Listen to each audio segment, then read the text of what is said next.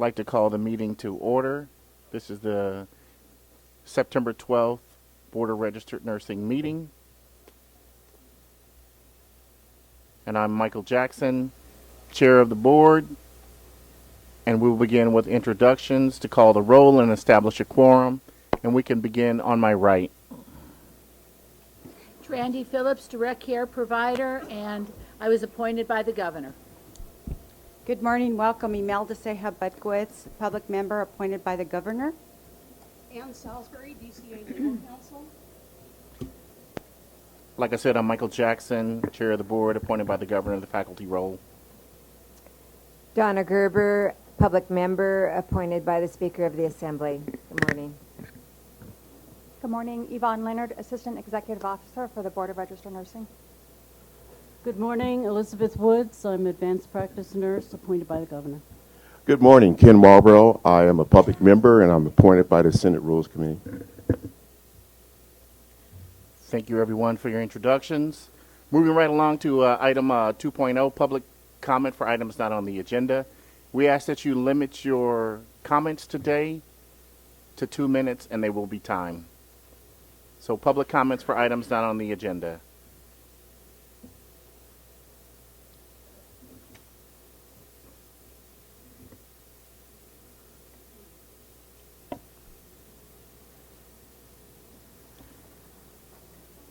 The chair recognizes Sandy Comstock, the best OB teacher that I ever had. Wonderful student. The only one who made money going through nursing school. Again, my name is Sandy Comstock. I'm the Associate Dean and Director of the ADN program at Maricosta College in Oceanside, North County of San Diego. And I just wanted to go on record and document it that we in San Diego have plenty of nurses. As a matter of fact, Joanne Spitz's study shows that the number of nurses that are retiring are being replaced adequately with a number of graduates. But we do have terrible time with clinical placements as it is right now. We are a small school. We're in North County, so we don't have all the other schools to compete with, but we still have been displaced by 3 hospitals, and I know that the other programs have been displaced as well, mainly for the BSN programs. And so having more programs in the area would just make it even worse. So I'm just hoping that you'll consider that in the future when you're doing the audits. Thank you. Thank you very much.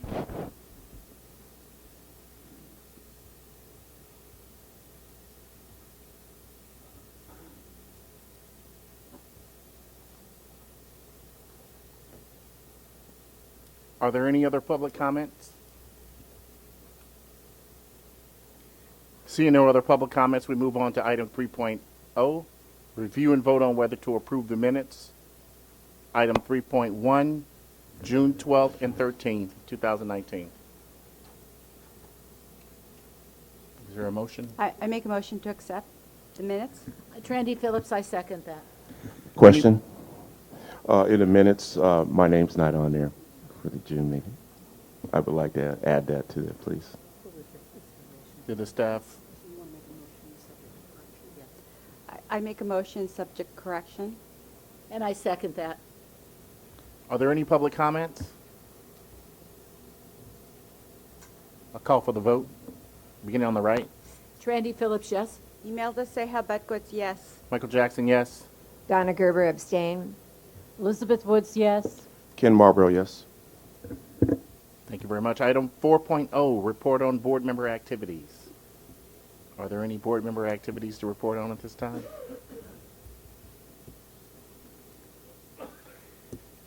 Seeing no board member activities to report on this time, we move on to item 5.0, board and department activities. Item 5.0.1, we'd like to welcome our brand new Assistant Executive Officer, Yvonne Leonard, to the board. We're happy to have her, and please give her a warm welcome. Thank you.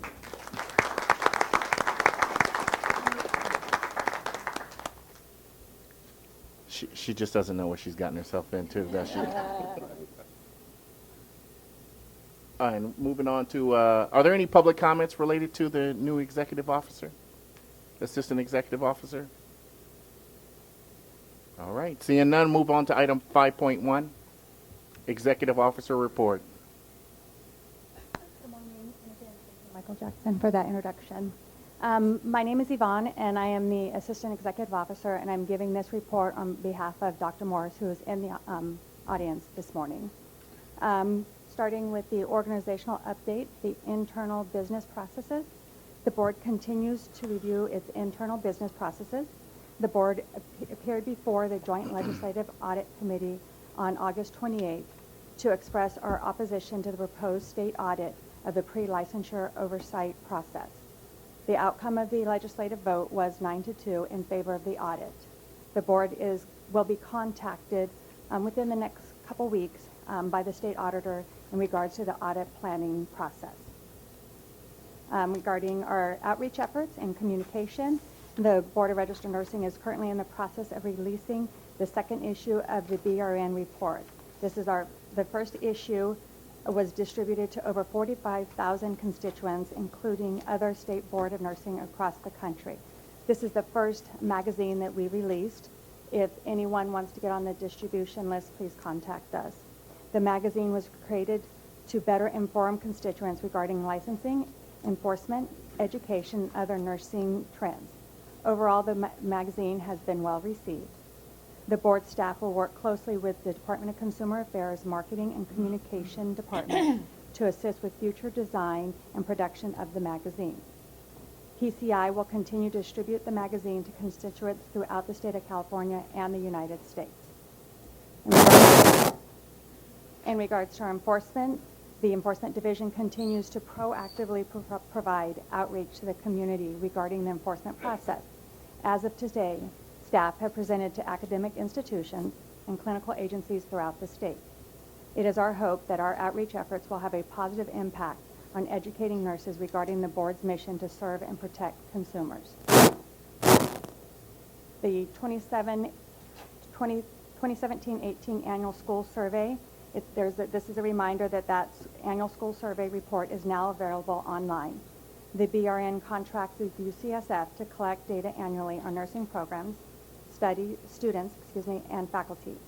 Any questions regarding the data or reported information can be directed to the contact persons listed in the report. Public Records Request Act. The Board of Registered Nursing continues to comply with Public Records Request Act and respond within the required timeframes and that are set out in Government Code Section 6250. For the period of June 1st to September 5th, the board received 39 Public Records Request Act. Technology updates. The board is in the process of rebranding its image. We are currently working with the Department of Consumer Affairs Marketing and Communication Department with redesigning the board's logo, our social media campaigns, and community outreach and other marketing efforts. The campaign is scheduled to be released on or before January 2020. Regarding budgets, the Budget Act of 2019, the 2019-20 state budget was signed by Governor Gavin Newsom on June 27th. The board's budget includes funding for the 67 staff positions along with 5 months of financial reserves. Another item under budgets is the Attorney General rate increase. The board was notified on July 3rd, 2019 regarding the implementation of new Attorney General legal services billing rates. The new rates are $220 per hour for attorney services, $205 per hour for paralegal services, and $195 per hour for auditor and research analyst services. The board projects that an increase will cost $2.4 million in fiscal year 1920. The rate increase was effective September 1st, 2019. Additionally, the fee audit. CPS HR Consulting was chosen to conduct the board's fee audit, which is necessary to prepare a statutory fee package for the legislature. The audit will focus on the continuing education provider approval and audit process, which is identified in the board's comprehensive CE plan. In addition, the auditors will analyze other cost recovery opportunities, including the petition for reinstatement process, the reevaluation of application decision, and out-of-state nurse practitioner program process. Also, the department has approved the board's out-of-state travel blanket for all anticipated trips for fiscal year 1920. The fund condition statement can be found on page 6 of the printed report. And that this fund condition statement does include the Attorney General rate increase. In regards to staffing update, we currently have 15 positions which are in various stages of the recruitment process. For more information regarding any positions or how to apply, that you can visit our website. We'd also like to welcome some of our new hires, or all of our new hires and promotions. We wish success to those who left the BRN, and we want to say a big thank you for those who, for all the years of service and all their contributions for the 3 individuals that retired recently. They each had over 25 years of state service. So we wish them all the very best. And that is it. Thank you. Thank you, Yvonne, for that excellent and very concise report, and we thank Dr. Morris for also giving you some guidance and orientation and throwing you under the bus on your first day. Are there any public comments related to the executive officer's report? Seeing no public comments related to the executive officer's report, we move along to item 6.0, report of the administrative committee. That comes from the board's leadership, me and Donna Gerber. At this time, do you have anything to add right now? There's nothing to add right now. Moving right along to report of the Education Licensing Committee, item 7.0. We'll ask the staff that they please introduce themselves.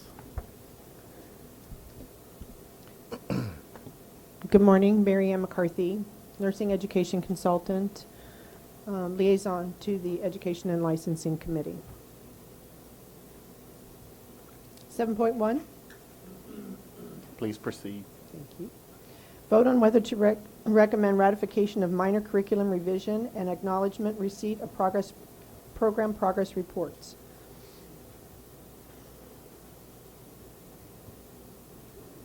I'll make a motion that we accept item 7.1. I'll second that. Are there any public comments? Any comments or questions from the board members? Seeing none, call for the vote. Beginning on the right. Trandy Phillips, yes. Melda Seha Butkwitz, yes. Michael Jackson, yes. Donna Gerber, yes.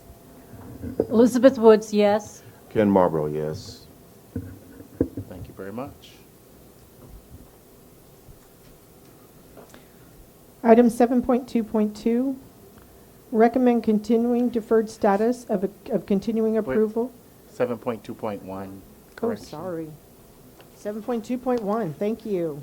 Thank you. Vote on whether to approve Educational Licensing Committee recommendations for ratification of applications for pre-licensure program continuing approvals for the following schools: Cabrillo College, Associate Degree Nursing Program; Chabot College, Associate Degree Nursing Program; College of the Canyons, Associate Degree Nursing Program; Cypress College, Associate Degree Nursing Program; San Bernardino Valley College, Associate Degree Nursing Program. Item 7.2.1, I make a recommendation that we accept. I'll second the motion. Are there any public comments? Any comments from the board? Mr. Chairman, I just have a question to staff, just for my clarification. So these are all continuing reapprovals, correct? Yes, Okay. they had their 5-year as scheduled reapproval. Got it. Okay, thank you. Seeing no public comment or no further board question, call for the vote. Trandy Phillips, yes. Imelda Seha Butkwitz, yes. Michael Jackson, yes. Donna Gerber, yes. Elizabeth Woods, yes. Ken Marlboro, yes. Moving on, 7.2.2, recommend continuing deferred status of continuing approval for pre-licensure nursing program, Los Angeles Trade Tech Associate Degree Nursing Program. I make a motion that we accept item 7.2.2. Second. Any public comment? Any comments or questions from the committee? Seeing none, we call for the vote. Beginning on the right. Randy Phillips, yes. Imelda Seha Butkwitz, yes. Michael Jackson, yes. Donna Gerber, yes. Elizabeth Woods, yes. Ken Marlboro, yes.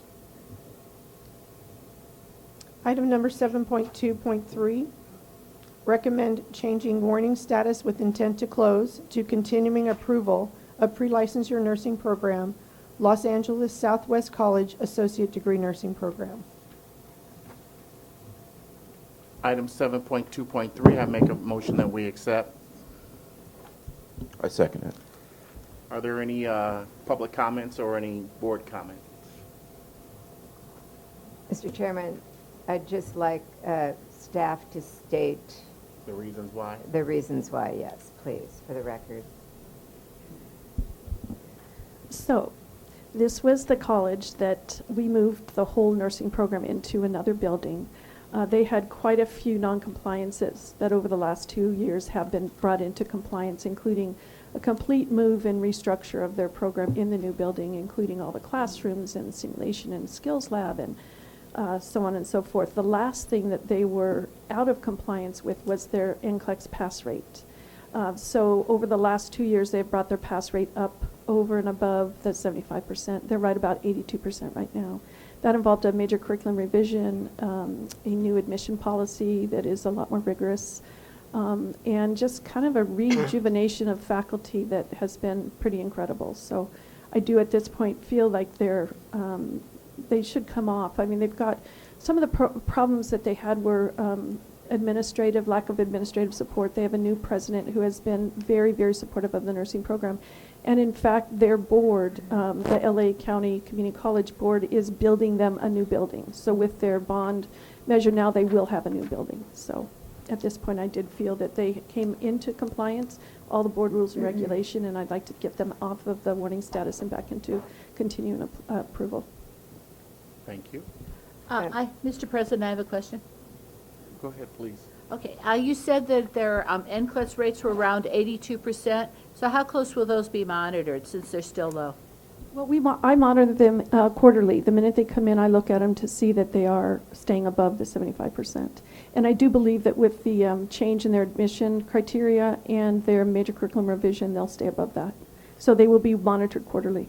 Thank you. Absolutely. And for the record, is that what all NECs do with all the other programs, is monitor Yes. the NCLEX passing rates quarterly? We do. Thank you. Absolutely do, yeah. All right. Mr. Chairman, I just want to thank staff a lot for the work that was done with this particular item, because I know it was incredible and under difficult circumstances, and even at the board level when we started realizing what exactly was going on, it was pretty dramatic, shall we say. So I think we have a sense of what all you had to do and have done relative to this particular school, as well as all the work that you do. And I just want to say on behalf of, I know, the Education Committee and the full board, that thank you very much for straightening this out. And more importantly, for the students in that area, it's huge. So, thank you. Thank you. I'd like to add to that also congratulations, because I remember along with Ms. Gerber what happened with this school, and the fact that they're now going to get a new building is huge, absolutely huge. And the fact that as you worked and identified issues, and we work with the school and the educators on this issue, to make everybody understand what the real needs of that program were. And now for them to be getting a new building is just amazing. It's incredible. Thank you. I might just add that the majority of their students went to their board meetings and talked about the program and how important the program was, especially in that area. They sit right in the area of Hawthorne and Crenshaw. And, yeah, it's not a, anyway, I'm very excited and happy for that. All right. Are there any more comments? Any more public comments? I call for the vote. Randy Phillips, yes. Imelda Seha Butkwitz, yes. Michael Jackson, yes. Donna Gerber, yes. Elizabeth Woods, yes. Ken Marlboro, yes.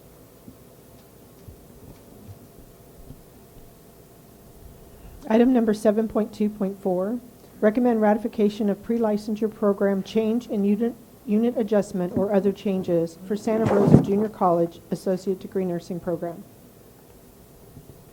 And the unit change is just to come in line with the new regulations from the Chancellor's office?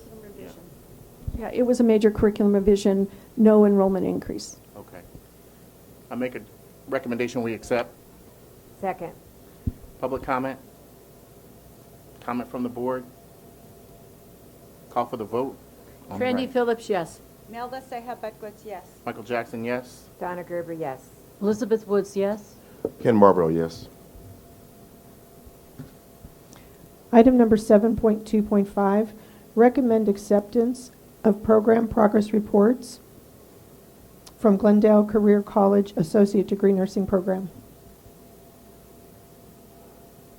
When we say accept their reports, can Oh, we just and get- Glendale Career College San Okay. Diego Associate Degree Nursing Both of them. Program. when we say accept their progress reports, can you just explain just briefly?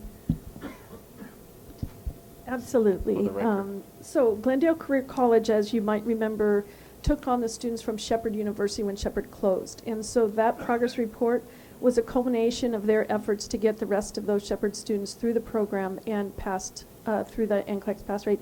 And they had a great, I think out of 40 students, I don't have my report in front of me, I'm sorry, but out of 40 students, 38 of them continued on and passed. And so they've done a great job with that. Okay. And then also Glendale Career College came in and took over the Brightwood closure students, moved these students into a brand new building, continued with the same staff, the same clinicals. So there was only a very short period of time when students were out of school. They got them back into their classes and pretty much back on track for graduation. And they are also doing very well with their NCLEX pass rates. So I will continue to report on Glendale Career College San Diego. And in fact, I'm on the agenda today to see about creating a school there to continue that school. So we'll talk about that later. But for this school, I will continue giving you quarterly reports on those Brightwood students. However, part of the recommendation was that they would become minor curriculum revisions. So unless there was a problem with the school, I would not report out to the board. They would just be minor curriculum revisions. Thank you very Okay. much. I make a recommendation we accept item 7.2.5. I second it. Are there any public comment? Board questions? Comments? None? Call for the vote, beginning on the right. Randy Phillips, yes. Imelda Seha Bedgood, yes. Michael Jackson, yes. Donna Gerber, yes. Elizabeth Woods, yes. Ken Marlboro, yes.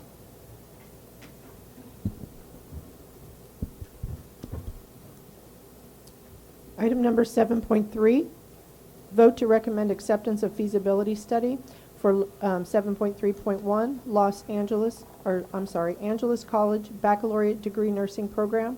This will be presented by Badr Caraway, who is a supervising nursing education consultant.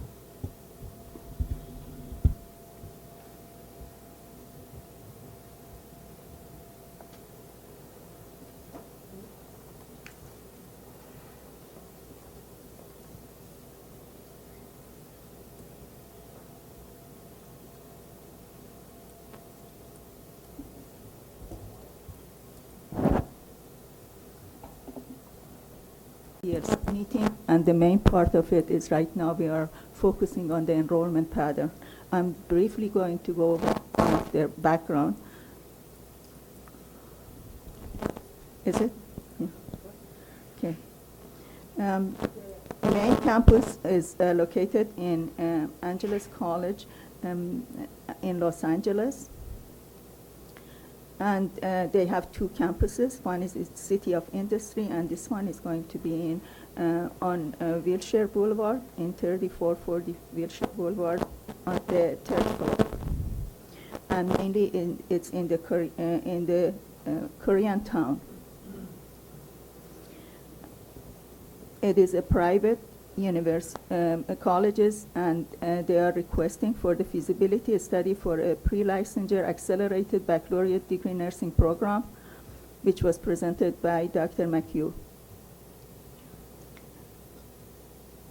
In terms of their enrollment, they are looking for the total number of the 30 students 2 times a year, but it will be progressed to 90 students. They have the resources available, and the college has about 8,879 square feet on the 3rd floor of the building in Central Plaza. And they are also going to add some more spaces based on my site visit that was conducted when I was doing the report. And that caused that additional 8,000 plus square feet to place the nursing skills lab and the simulation lab. In terms of the budget, the school has adequate financial services to support the opening of the schools. And they are also depending on the student tuition and also the grant opportunities. In terms of the clinical placement, they have secured about 4 acute care, 1 urgent care, 1 psych mental health, 3 clinics and nursing homes, and also 2 family practice for OB and PEDS. There has sent several letters of support or acknowledgement, but they have not received with all of the schools that they were in 50 miles radius to inform them. And there were about 25 programs that they are offering, ADN programs within 50 miles radius of this place.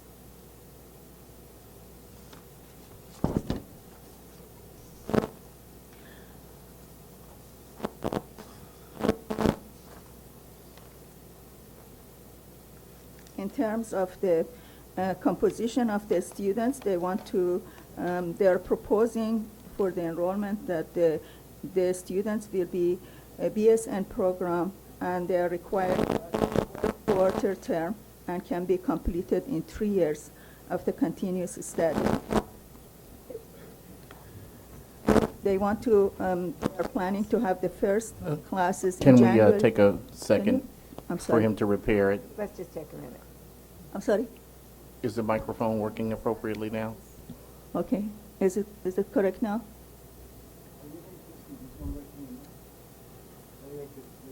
No, you could take that one.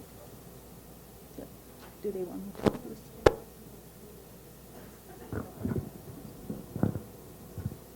Thank you. Is it working? Okay, thank you.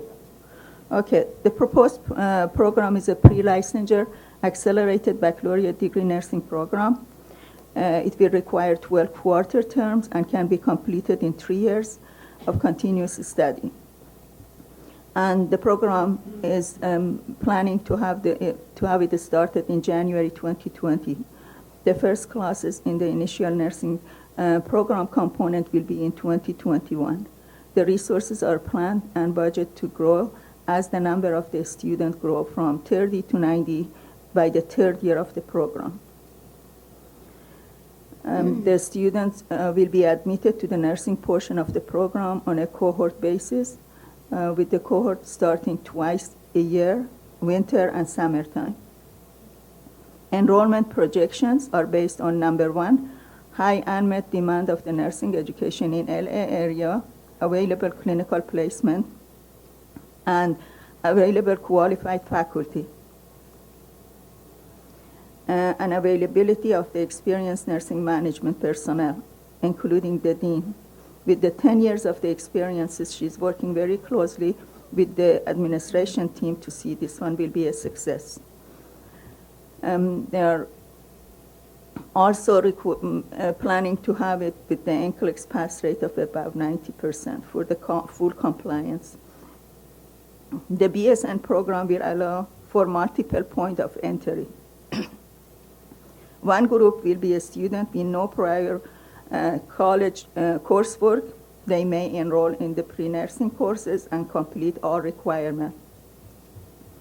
The second group will be a student with the prior college course and may transfer up to maximum of 120 units. Then they have LVN to BSN track is also planned to be admitting 10 expected students within that 30 students enrollment.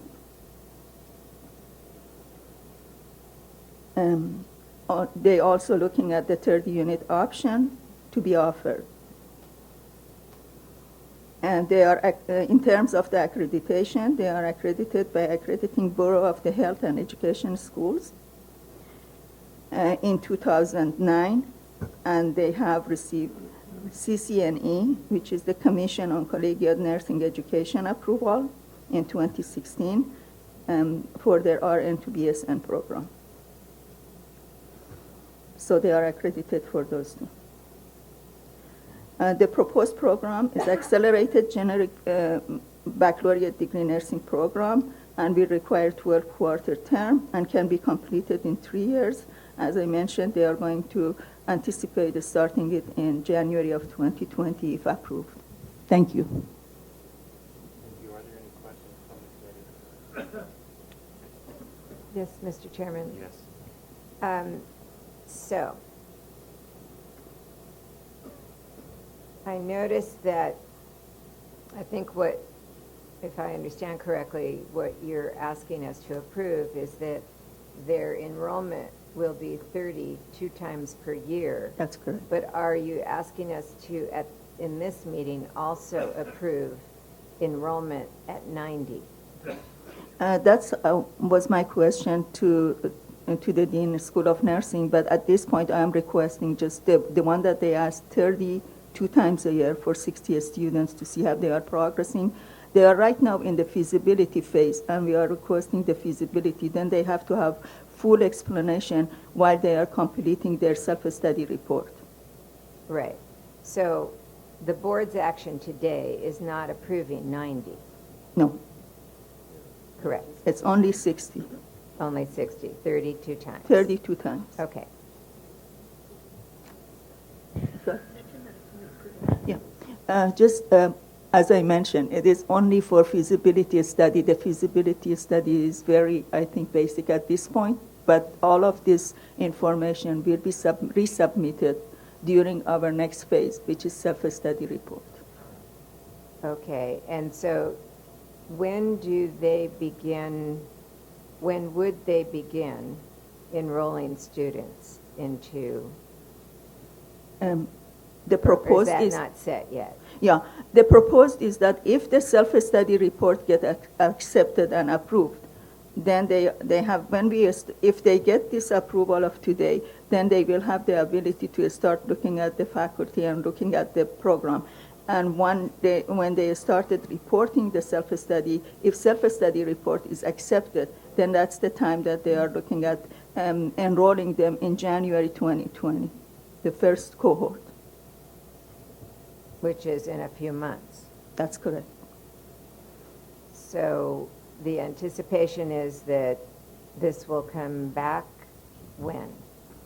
If it's accepted today, then they can start submitting their self-study report. Actually, half of it is done in October 17 for the ELC. I see. So October would be where we would be looking more at what exactly is going on. That's there. true. It Okay. will be much more detailed in every areas because I didn't cover all of those areas in terms of their curriculum, in terms of their process, in terms of number of faculty. Right now they are just proposing 2 faculty because they don't have that type of ability to even recruit any faculty. Okay. And then I did want to ask, I note that there is a 30-unit option available perhaps, and then the other one is this accelerated program. As I recall, where schools have sometimes run into trouble over Nclex and other things, it seems to be sometimes related to whether it's the 30-unit option or whether it's this accelerated idea, and so as we go forward, I will want to ask questions about that when it comes to the Education and Licensing Committee, because I understand why schools want to do the accelerated process. I understand why sometimes students want to do the accelerated process, but I know that we've had some examples of where that has seemed to have made it difficult sometimes for the students to be successful. That's true in general, but in their cases, some of the students already have baccalaureate degree in another field, and it will be their second baccalaureate degree. Plus that they are giving 3 different options of the entry. They are giving Right. multiple options and opportunity for those students. And also Dr. McHugh has a very good, I think, report on increasing, because they had the low Nclex pass rate for the LVN when she started, and now they are in compliance, and they are all in terms of above average for that one. And she's very competent. The way that she has presented to me, she's very prepared for all of those, I think, challenges that we are discussing about. Great. But she will be able to elaborate if it's needed. Okay. And then finally, on the clinical displacement Yes. question, I'm assuming also, therefore, that when it comes to the Education Licensing Committee, you'll have that all fleshed out, and we'll have very clear understanding of precisely if this is going to work in the area that it is, and confirmation that when the information says there's adequate clinical placement, that that's really true. And that's actually main focus on the feasibility before I even presented it. And they have all of the feasibility studies at this phase. They have provided me with the letter that they have sent, the number of the letter of the acknowledgement that they are going to open. They have reached to all of their, I think, the colleagues in the area for all of their program, and they are going to provide more detail in terms of at that point for the self-study report, that how many of those affiliation, they have the contract, but they cannot really proceed beyond that. They have all of this program that I mentioned, and they have provided me with the copy of their contract agreement with some of them that they are committing. And some of them, they will receive the response from the program directors, and some of them they don't. I even asked them to include how many program they have contacted, how many they have said no, or how many of them they never respond. But at least they have done their due diligence in terms of informing them. And they are willing, all of Dr. McHugh is willing to work with all of the other group to ensure that there won't be any displacement. Well, that's good, because definitely that's what I will be looking for is clear evidence that not only in theory, but in practice, students will be able to get their clinical placements and other schools will not be displaced. Thank you. It's one of our major, I think, concern, because LA is very compacted. And actually, I have at least, I know 20 of them that they are on that areas. And they are all, and I have informed them, they have informed me that they have contacted us. Okay, thank you. You understand what we're talking about, obviously. Absolutely, I do. And that was a major focus of our work before we even considered submitting, is to make sure that there were adequate, currently unused clinical placements, because when we spoke with the hospitals, we made it clear that displacing other schools was not an option so far as us opening a school, that kind of disruption helps no one. And fortunately, the hospitals that we are looking at, particularly Presbyterian Hospital, which is the hospital that's closest to us, the general hospital that's closest to us, it continues to have some unused capacity. And because of population growth in our very densely, Koreatown is the most densely populated locale in the U.S. according to the U.S. Census Bureau. We have so many people, and it's continuing to get even more densely populated. Presbyterian is going to have to build and open a new facility in addition. They're not closing anything, but they simply don't have the capacity they require to currently serve the community. And so they have basically promised us that those new placements, we would be first in line for those. And in addition, we have a contract with Totally Kids, which is a pediatric hospital, an inpatient facility. And they said they do currently have some capacity that they would reserve for us. Silver Lake is another hospital that's fairly close to us that has unused capacity. And so those are the placements we have looked at for hospital placements. But in addition, there are a huge number of clinics in our locale. We have not only a very strong Korean community in Koreatown, we have a very strong Hispanic community. And as a result, they are needing to expand their services to Hispanic people simply because their demand is so big they no longer have adequate facility to meet all the needs they really want to meet for their patients. So when they build the new hospital, which is already, plans are underway to do that, there will be added clinical placements that just never existed before. Okay, thank you. Yeah, and we have close to 20 long-term care facilities and rehab hospitals. Several of them have extremely high acuity patients. Quite a few of them do take ventilator patients, patients with trachs, patients who require a lot of procedures. So we're looking at those because, as we all know, in hospitals today, patients stay an average of 1.5 to 2 days. Whereas in the long-term care facilities, we believe students will get more of an opportunity to build that nurse-patient relationship and to provide care for patients with pretty intensive medical needs. And let me just ask about this, 'cause, I'm assuming, though, that when you place students in those facilities, you have to amp up your faculty because those facilities will not have registered nurses who can precept or... Exactly. So it has to come from your school. It will come from our adequate. school. It will definitely come from our school. Yeah, and in fact, we, in our initial placement, we looked at having 9 full-time faculty.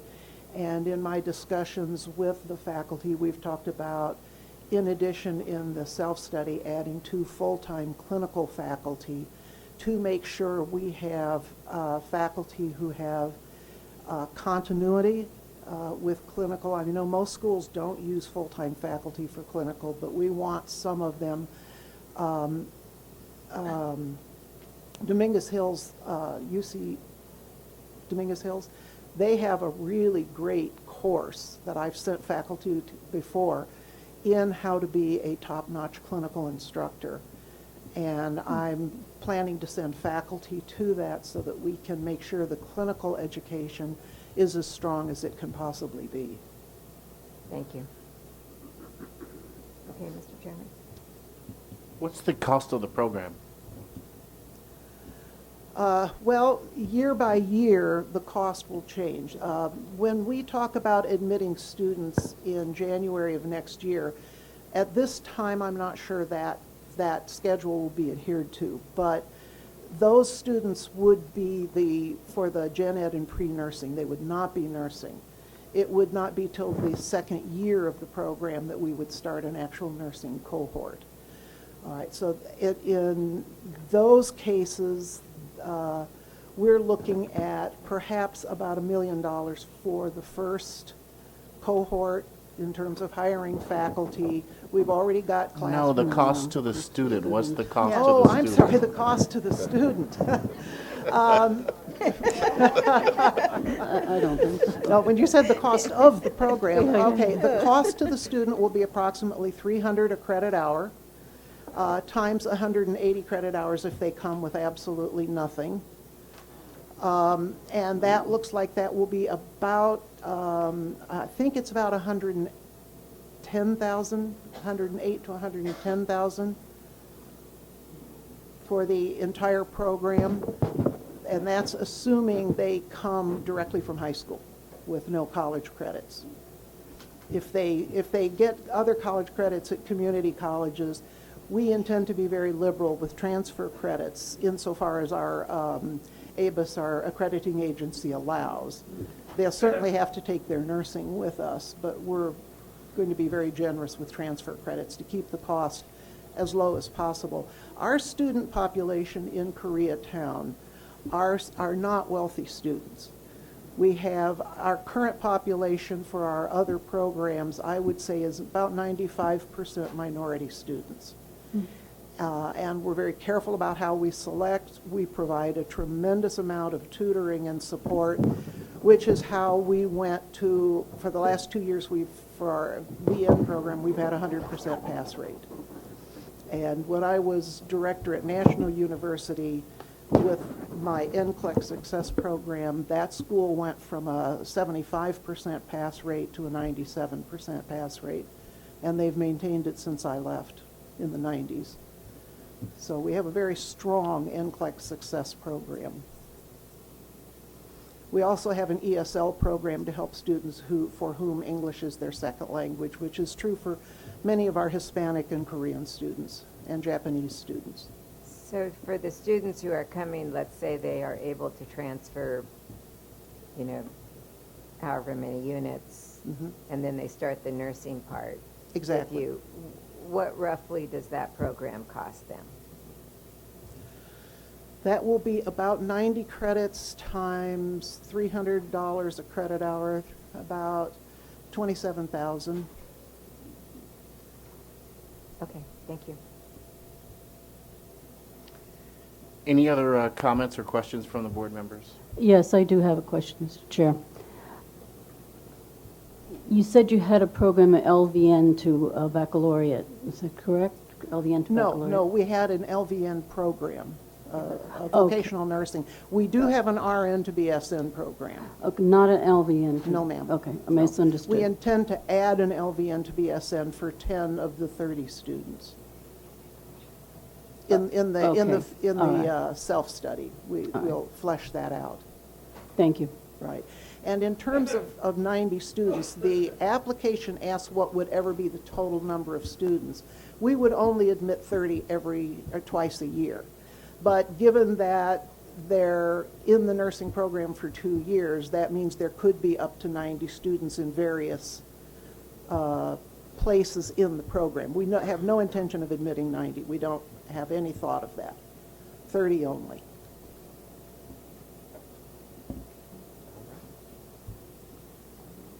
Any public comments? Seeing no public comment, item 7.3.1, I make a recommendation we accept the feasibility study. I'll second that. Any public comment? Seeing no public comment, call for the vote. Trandy Phillips, yes. Melda Seha Budkowitz, yes. Michael Jackson, yes. Donna Gerber, yes. Elizabeth Woods, yes. Ken Marlborough, yes. I want to thank the board, and I want to also thank Ms. Caraway for her excellent suggestions. Having her come to the school was most helpful. Thank you.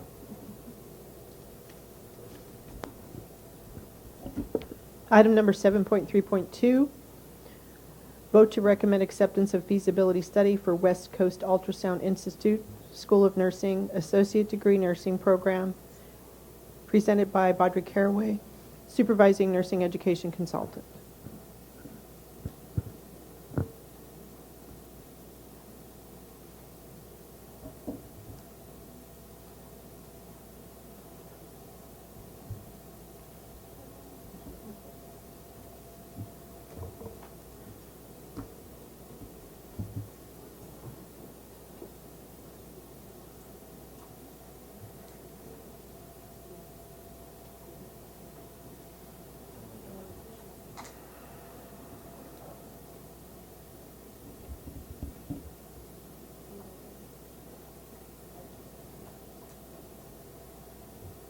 apologize. Judy Corliss is the representative consultant. She sent me an email. She will be out of the country. So Dr. Alice is going to really represent her. And she just sent me, she has sent me some information that she will be their next interim director or director of the program, but it has not been approved yet. Who will be the interim director of the program? At this point, they have requested for the director approval, but since it's not at this time, they are not approved, so I have not approved anything. We cannot approve it. But what will happen is that she is right now representing the school for Judy Corliss. Yeah. Alice is going to be program director, but it has not been approved, but she has submitted all of her paperwork to me. Because it's in the feasibility. It is in feasibility study, and I cannot approve. I thought this was Western Governors. I'm sorry. No, this is West Coast Ultrasound. She left the Western She got a new Governors. job. Yes. She has a new job. Okay. As of this minute. You're no longer with Western Governors? Okay. I I mean, apologize. these are legitimate questions for us to ask. Yes. All right. Continue with your report. Okay, thank you. I just want to make sure she's the program director, not Judy Corliss. No, Judy that's correct. Okay. She will be the new director. She will be the that's where director. I'm having a bit of confusion here. Who will be the program director? Alice will be. Okay, not Judy Corliss. Not Judy Corliss. Judy Corliss was the consultant who prepared the feasibility study. Okay. Okay, Just is it making clear sure. now? Yeah. So the report that I'm giving you is prepared by Judy Corliss.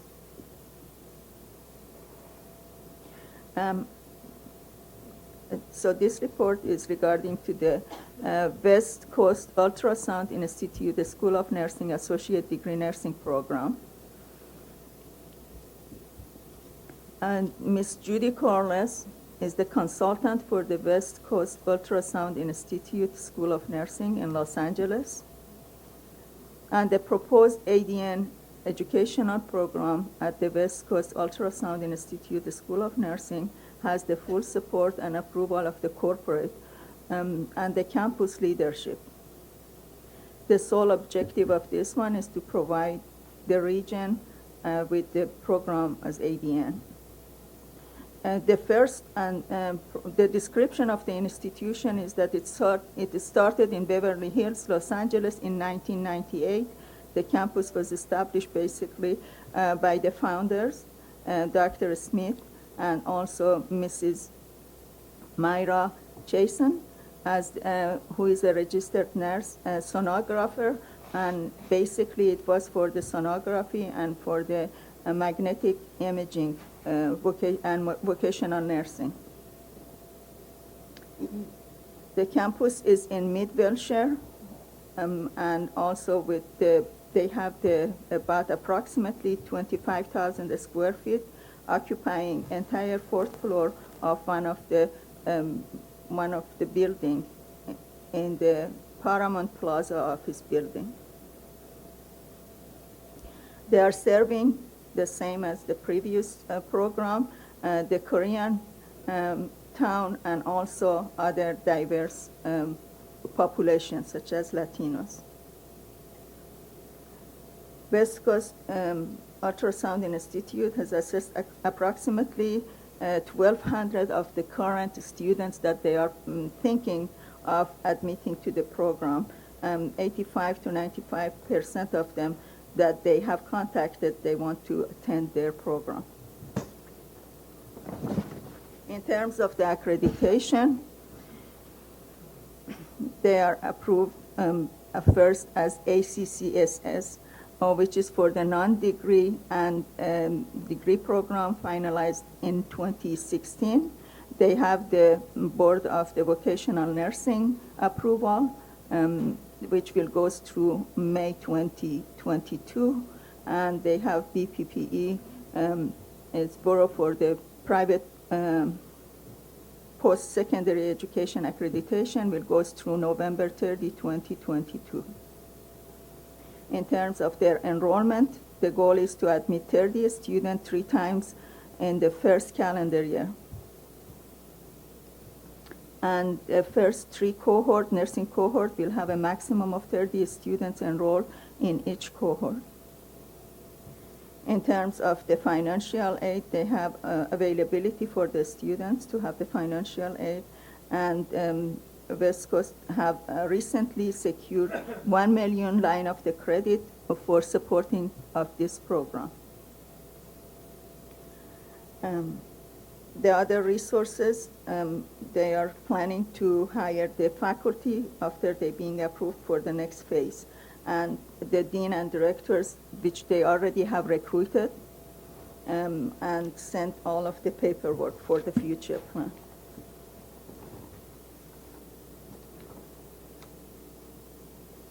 When I visited, there were enough sufficient space for 7 classrooms for 30 students to 38 students. They had the space for the lab.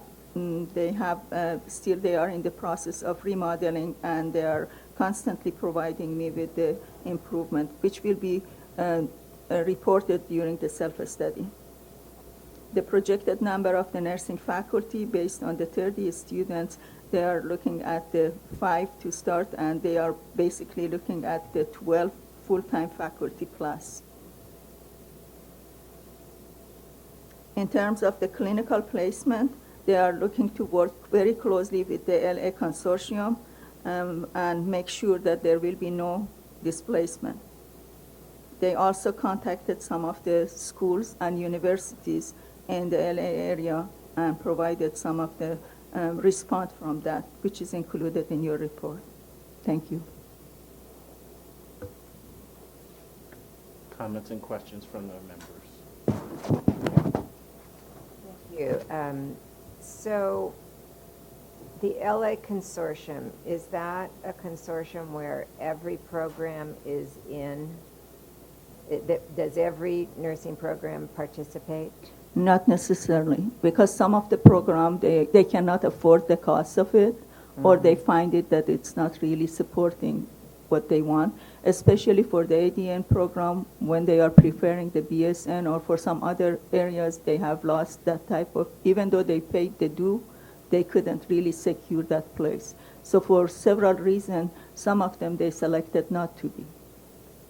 So in that particular geographic area, the consortium doesn't guarantee us that they will all coordinate with each other, because some of them are not in there, correct? That's correct. So it doesn't perform like San Diego's consortium, where it's really a mediator type of organization. Is that what San Diego's is like? It is, but the point, and Long Beach also. But the point is that with the LA, because it's diverse, and also because of the geographic area being so widespread, some of them, they felt that it's not really feasible for them, but they are re-looking at have other, I think they are looking at other methods of really started connecting with each other to resolve that problem. Now with the dual enrollment and partnership with the other universities, it might be more improved. Okay, and let me ask also, you have the section of the report that talks about essentially the financial aid, services, support, funding. My question is, do we have anybody within the BRN staff that has the expertise to actually analyze whether this is adequate or not? Or do we just kind of rely upon the applicant to state We their rely belief? upon them to provide us with the accurate information. Okay. Okay, that's good to know. So it talks about the system consists right now of 3 campuses, correct? LA, Ontario, and Phoenix. Is that Phoenix, Arizona? That's correct. Okay. So in California, there's Los Angeles, and then there's Ontario. That's correct. Okay.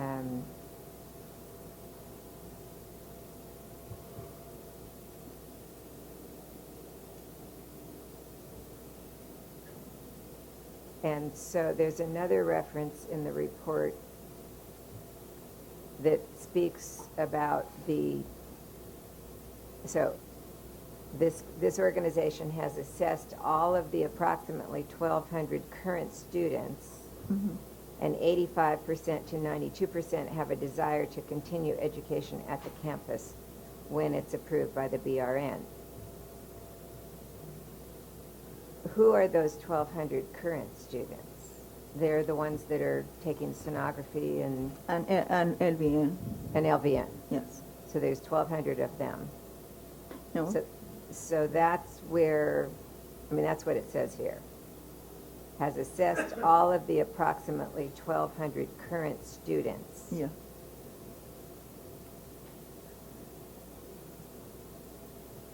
How could there be 1,200 students?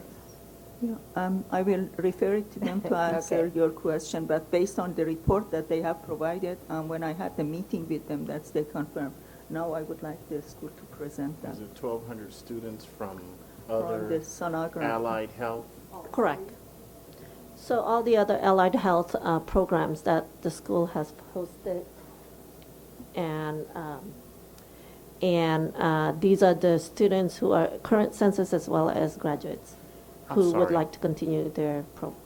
Will you introduce your team? Oh, I'm so sorry. Thank you. I'm Dr. Alice Matanagara. I am currently the program director for this as of this morning. And to my right, I am Dr. Ram Dandalaya, cardiologist. Ryan Chilstrom, campus director.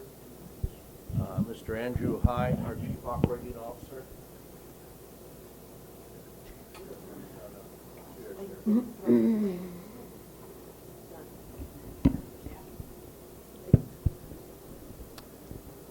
Thank you, Board. As mentioned, my name is Andrew High. I can clarify the numbers question there. So we have 3 campuses. We've been in business, as you mentioned, Board Member Gerber, for 20 years.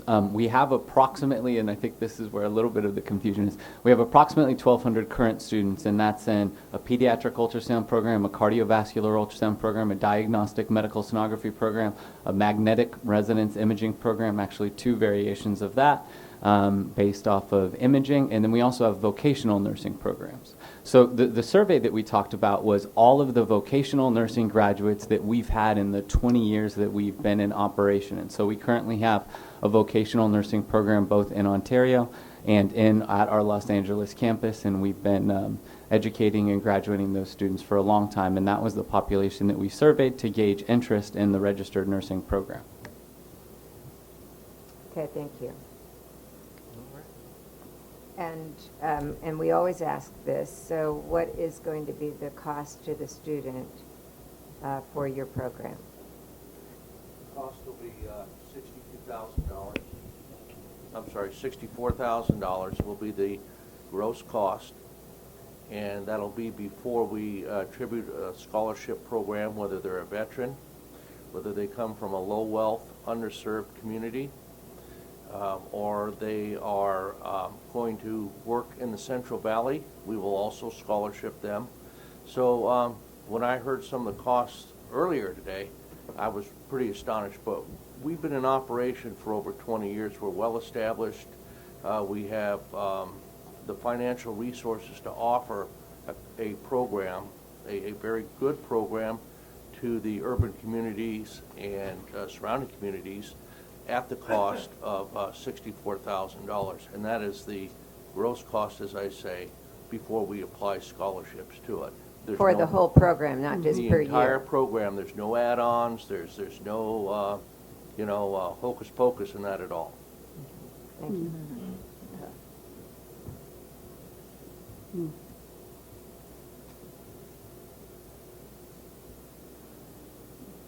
Okay, and so again, this is what we're doing today is being asked to approve the feasibility study. We will get into all the details at a subsequent. That's correct. Self-study. Yeah, during the self-study. That's correct. Mr. President, can I ask a question? Sure. Okay. This isn't, it's sort of regarding this program, but really it's just to refresh my memory on the consortiums, since we were discussing that. It seems to me that I remember that there's a large hospital chain in California that's pulling out of all consortiums, that's now decided not to participate. Can you refresh me on which organization that is? It's Dignity Health Center. Okay, and is Dignity Health Center statewide, or is that just located in one part of the state? It's a statewide to my knowledge. So when we're looking at consortiums and places that students can go, are we now having to exclude them from consideration, or how does that work? No, we are not, but it's what they will do is just if they have, in terms of their participation, we are just asking them the question, but in terms of their accepting or their agreement with those, it might be in place, because several of them, they will do it, but rather than going through the consortium, they will do it individually with the programs. Which also means then that they can pull, so they can approve, but they could also pull back, so you don't know from year to year? That's correct. Okay, I'm sorry, this isn't necessarily your program, but since we talk about the hospitals and things, I just wanted to be clear in my mind, so. Yeah, the ultimate decision is based on the hospital, if they accept them or if they want to reject them or they want to maintain them, the agreement with them, the contractual agreement. Yeah, because this is something outside the consortium we haven't had to deal with before. So That's thank you for your patience. I just wanted to get that cleared up. Thank you. Thank you. Thank you, Alice, for bringing your team. Oh, the cardiologist, what role do you have at the, what role do you have at the school? Well, if I may, well, thank you for having me. I wanted to give a couple brief comments just to describe my association with West Coast. Well, dear esteemed members of the board, thank you for allowing me to present on behalf of West Coast Ultrasound. My name is Ram Dandalaya. I am a cardiologist. I serve as the clinical chief of cardiology at Cedars-Sinai Heart Institute. I have been working with West Coast in various capacities over the last 10 years and have had many of their students over the last 10 years work in clinical rotations. And indeed, I have hired many of their graduates in sonography in key clinical positions where they have excelled. I can attest to the overall excellence of the program. I personally know Myra Chasen and her team, and I do believe that they are very committed to providing an exceptional and very rigorous experience in creating this new RN program. We have had some amazing track record, really, in creating short-term educational programs in donor heart management and other programs for screening for diabetes, which I think will be also very valuable for the community at large. So that's been my experience. So will you be facilitating clinical placement for them at Cedars-Sinai since you're an inside person there? Perhaps I could help guide them to the right people. It's a large place. Okay. Are there any questions or more comments from the committee? The board? I make a motion that we accept the Feasibility Studies West Coast Ultrasound Institute Nursing and Associate's Degree Program with the enrollment of 30. How many times 30 a year? when? 3 times. 3 times a year? Mm-hmm. Are we okay with that? Well, we're okay We with don't- it we don't at really the need that. feasibility. Yeah, this is a feasibility, so if you just Feasibility. want to approve the It's going to be feasibility. worked out with the self-study. But at this point, what they're anticipating is 33 times a year. That's correct. Yeah. Second, anyone? I'll second it. Public comment? No public comment? Call for the vote. Trendy Phillips, yes. Imelda Seha Budgwitz, yes. Michael Jackson, yes. Donna Gerber, yes. Elizabeth Woods, yes. Ken Marlborough, yes. Thank you very much. I would like to just thank the board as well as Ms. Bodrick Caraway for all of her work, and we hope to accept her guidance in the future in regards to making this a great program. Thank you. All right. Item 7.4. Vote to recommend pre-licensure application for continuing approval, 7.4.1, Simpson University Baccalaureate Degree Nursing Program. This will be presented by Katie Dougherty, Nursing Education Consultant.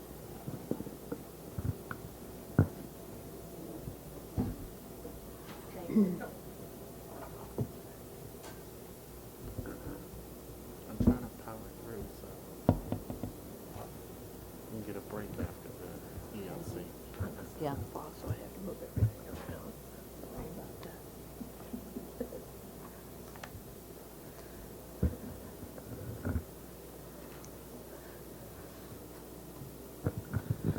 Good morning. My name is Katie Dougherty. I'm one of the nursing education consultants in the Sacramento office of the board. I'd like to introduce the Simpson University representatives that are with us this morning. To my immediate right is Mr. Tim Dietz. He is their CFO. He originally worked with Simpson University for a period of time as a consultant, and 4 months ago came on to the Simpson University staff as their chief financial officer. To his immediate right is Dr. Norman Hall. He's the president of Simpson University, and he's been with Simpson a little over a year. Is it about 14 months, 16 months? Thank you. And to his immediate right is Ms.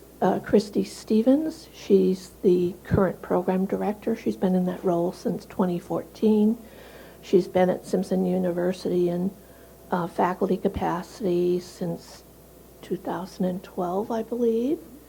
And to her immediate right is Dr. Simmons, who is a relatively new member of their leadership team, and he's been with Simpson, I think, since June, and he is the new provost for the institution. Ordinarily, this matter would have come to you as a consent agenda item. And the reason it's moving forward at this point in time for a separate agenda item really had to do with some changes in their Wasc accreditation status in 2017 and 2019, having to do with strengthening the leadership stability of the institution and the financial stability of the institution, strategic planning, and some other things. And so if I may, I'm not going to really read the 3-page agenda item summary verbatim. I'm going to really summarize some of the key points. You have in front of you the agenda item summary, which really includes all the information about the sufficiency of physical resources, faculty resources, what they do in simulation, which can range from 0 to 20%. You have the cost of the programs. You have all of the information about their participation in the clinical regional planning. Essentially, the program enrollment at Simpson is a little under 1,000 at this point. 100 of those individuals are nursing students at the institution, so about roughly 10% of the total undergraduate population are nursing students. The 3 areas of noncompliance that were identified during the visit were immediately corrected. Those had to do with faculty approval in both Med-Surg and Jerry. That's 1425 and 25.1, CCR 1425. And it's not an uncommon area of noncompliance that we find when nursing programs have really integrated Med-Surg and Gero content in the nursing courses across the curriculum. And as I said, that was immediately corrected. There were also some changes in curriculum having to do with adding hybrid instructional approaches to the program for 2 of the courses.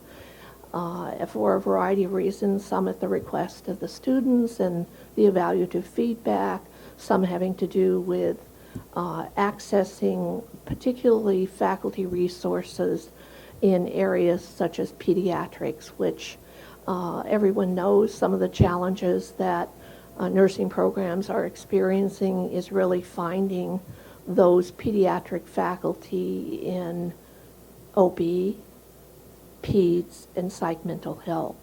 And so, again, we were immediately noticed. You have the evidence of the letters notifying us of those changes. As I said earlier, the matter has really come before you because the thinking of the board is to give the full board the opportunity to really look at and examine and ask questions about the financial stability of the Simpson University nursing program and institution over the next 5 years. In your packet of information, you have a program, nursing program, 5-year budget moving forward, and you have the institutional budget moving forward. You also have on the last page of the agenda item summary, in the second paragraph, the 6 particular strategies that have already been taken by the institution in order to demonstrate to Wasc that they have increased their financial strength as an institution. They've demonstrated the financial stability and leadership changes that were necessary. Dr. Hall is essentially the 3rd president of the institution. This program was initially approved in 2011. This is the second continuing approval visit. The president who was in place at the time the program was initially approved was already really slated to retire. That was one of the goals under his tenure. When he retired shortly after the program was approved, there was a Dr. Doomer who was appointed in the role. Dr. Doomer left in 2018. And so Dr. Hall is the 3rd president of the institution. You'll note in the statistics that since its inception, with the exception of the first year, Simpson University has achieved Nclex pass rates of 90, 92, 96, 100 in some cases. When I did the continuing approval visit, I heard from the community, the employers, the faculty, and the students, and the nursing program has done an exceptional job. It is the closest generic BSN program within 75 miles. The next closest is in Chico, California. The Wasc accreditation notifications are in your packet of information. You can see that in 2017, the documentation went from accreditation to accreditation with probation, and under the leadership of the new team, you can see that there's a 2019 Wasc letter which upgraded the accreditation status from, removed the probation completely and upgraded it to accreditation for the next 6 years with a formal letter of concern. And so, again, this was the opportunity to give the full board the opportunity to ask any questions they might have regarding what strategies have been in place to demonstrate the institutional stability in the financial arena, as well as the programmatic for the next 5 years, since we do the continuing approval visits every 5 years. That concludes my portion. Would you like to ask our representatives any questions from the school? Okay. So let me first ask Ms. Doherty, as it stands now, are they out of compliance with anybody? No, no, they are not. Okay. They are not. But because of the financial stability and the need to strengthen that with their Wasc accreditation agency, as you can see in the report, my recommendation is for the continuing approval of the program. Certainly, Ms. Stevens understands that per 1432 2A and B, it is incumbent upon her to do timely notification if there's any change in the Wasc accreditation status or the financial stability of either the institution or the program moving forward. So at this time, I'll accept your recommendation.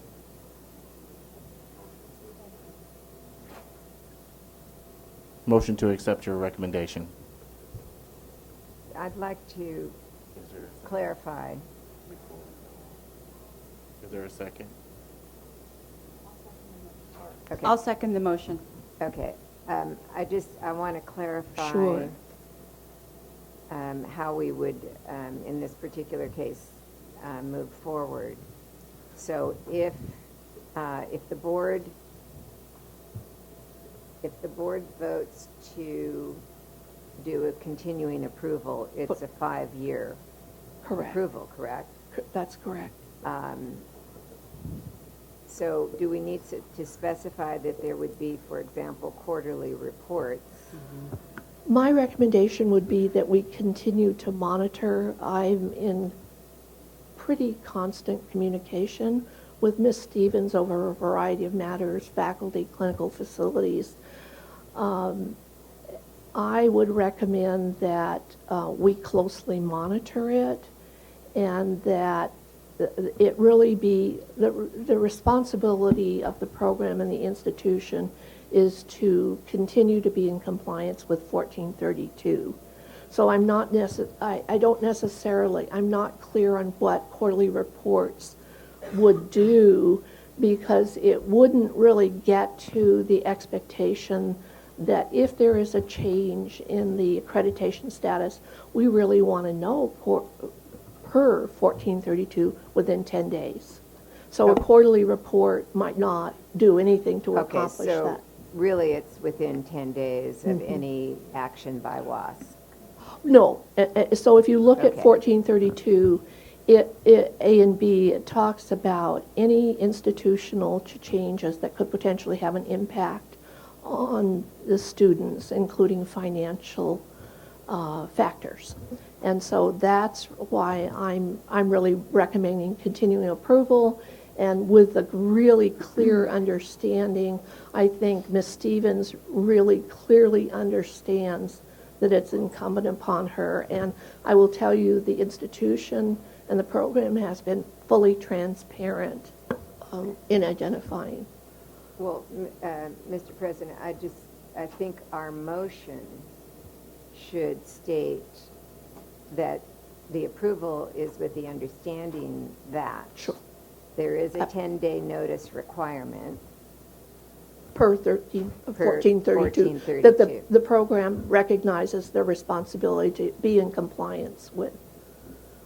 But that's sort of a given of all of the programs, and so. While they're discussing that, can I ask a question for Sure. clarification? Sure. I assume 1432 and some of these other requirements have been in place for quite a while, correct? Yes. So what has happened that's been different, where we've had students go to school and all of a sudden the doors were shut and the programs were closed down, and the board had no prior warning of that? So what is different about, and I'm not saying you're nothing like that, but we're sensitive, because over the last few years we've had to do, we've had this happen several times now. So what happens so that we can watch and we do know, because we've had surprises? And I'm not using your school as an example, but I want to understand, because these things do seem to happen. I think some of what I understand, and perhaps others might have different observations on it, but I think what we understand is in some instances, at the times we've done the visits, all of the financial resources were in place, and well after that fact, an institution has made a decision to close their doors. And I have not tracked back to see what the timing of all those changes were for the other programs that have come before the board. I think we rely on all of the programs to be in compliance with 1432 and to provide us with the 10 days notification. I will tell you historically that Ms. Stevens and her predecessor, who was the original program director, have been very timely with their communications with the board. So I'm not certain that this particular situation is comparable to what has happened in the past. I understand that, but I wanted an understanding because you were very sensitive now. And I have great appreciation, and I think that's one of the reasons that the decision internally on the part of the board was, rather than do an independent consent agenda item approval, that the board have the opportunity to ask any questions they might have of the institutional representatives, to really hear from them firsthand what assurances they're going to provide this board that the financial stability of the institution is going to remain what it needs to be on an ongoing basis for the next 5 years. I think Mr. Marlborough at the Education Licensing Committee asked a very pertinent question, which really had to do with what is the institution doing now and in the future, moving forward, to prevent whatever has happened with the Wasc changes that had occurred. What have they put in place now that will prevent them from ever being in the circumstance that they were in the past? And so perhaps the representatives of the institution can speak to that for you. Thank you so much. Before you go on, I will amend my motion to accept the recommendation for the 10-day notice requirement. That a 10-day notice requirement per 16 CCR 1432 be kept to keep the board apprised of any certain changes, and clarify what do you mean by closely monitor? So I don't think quarterly will do that. Again, it's incumbent on them they're responsible and accountable, and so do you have a recommendation for what you envision for closely monitoring? We want more than quarterly reports. We want to know within this 10-day period if anything has occurred. At least 10 days. Right, per the regulation. Do you want to do it monthly? And do you want to do it monthly for 5 years? I mean, that seems, again, the expectation in my mind is that the board, the school is totally responsible for complying with 1432, which requires the 10-day notice. And I have no evidence to date to believe that they would not comply with that. And as you saw in the report, the oversight with the Wasc 17 and 19 really had to do with, I think, some misunderstanding and misinformation that Ms. Stevens received as a program director about the necessity of providing the 10-day notice in a timely way. She had every intent to do it, and for some reason it didn't happen. Well, let me just point out one other thing, and that is... Before you go, do you accept my amendment? I accept. Thank you. I accept your amendment. So in the document that we have before us, you've indicated that there was non-compliance on 1426A curriculum. And that's been taken care of. And it's been taken care of. But it is again, if I'm understanding what occurred, a change was instituted in 2 nursing courses without board approval prior to implementation. Right, and they've corrected that. Okay, so there's at least 2 instances where things happened and they did not previously notify the board according to their responsibility. Therefore, if we don't get notified, we don't know things are happening, they don't ask for the approval that they're required to get, then the board is not doing its proper oversight. So what we are trying to make sure now Sure, absolutely. is that it's very clear to schools, whomever they may be, that we are going to follow the regulations. They are going to be held to account on notifying staff, who will then notify the board. And so when we are asked to do these approvals, which we're being asked to do today, we're just trying to be very clear about what that means. Absolutely. Okay. Yeah, absolutely. Can I make a recommendation? Sure. As to, you said closely monitor. I would feel comfortable at this point in time at every committee meeting, if you could just give us an update. And then we could, do it for as long as we can. And then at which point we feel that, okay, we can do it quarterly. I think for now, I would feel more comfortable if we report it at every committee. All right. May I make an alternate suggestion for the consideration of the board? Building off of, I think, Ms. Gerber's, I think what might work is the motion as you suggested with the 10-day notification. And if we're looking for the documentation, then quarterly reports for the next 2 or 3 years might be appropriate. Mm-hmm. And in that quarterly report, they would need to clearly state that they are in full compliance with all of the regulations and have been timely in their notifications. Now, ordinarily, those progress reports are entered in the subsection having to do with minor curriculum changes, so they'll be reported out there. There wouldn't be a formal presentation. It would be I would be happy to do whatever the board thinks is appropriate in terms of moving ahead with continuing approval. But if you think that quarterly reporting should occur for the next, let's see, their next accreditation visit is in 2024, correct? So if you want the quarterly reports through 2024, to ensure that they are in compliance, including those having to do with 1432, that might be something for the board to consider.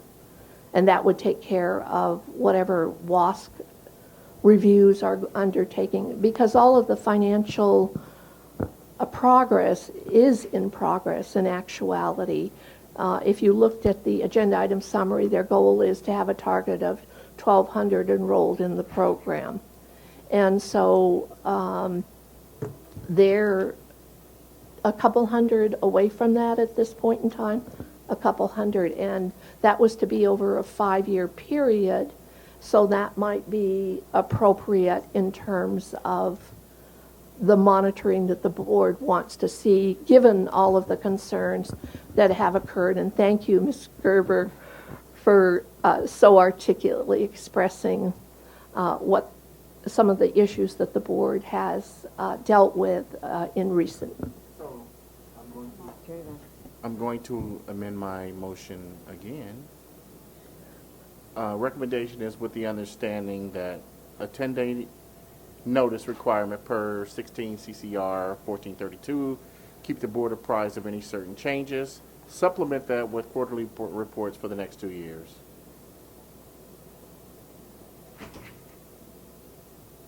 I don't know. I still think that we should do monthly, no formal presentations for the first year, and then from there we can decide if we need to go quarterly. The ELC meetings are every other month. Well, then every other month, every 2 months. Whatever the board's pleasure is. I mean, for the first year. So there are 5 of them. Instead of 5, instead of 4 reports, it'd be 5. It would be 5. Yeah. All right. So we'll do reports to the ELC, Which is every other month. which is every other month. I would be happy. No and formal presentation. I would assume that the institution would be happy to Can I ask a supply that question? verification. Do you Wait, anticipate? before you go, Oh. do you second it? Oh, yes, I do second that motion. Okay. Oh, okay, thank you. Do you anticipate any impacts from your normal job for having to do more reports or monitoring? Mr. Marlborough.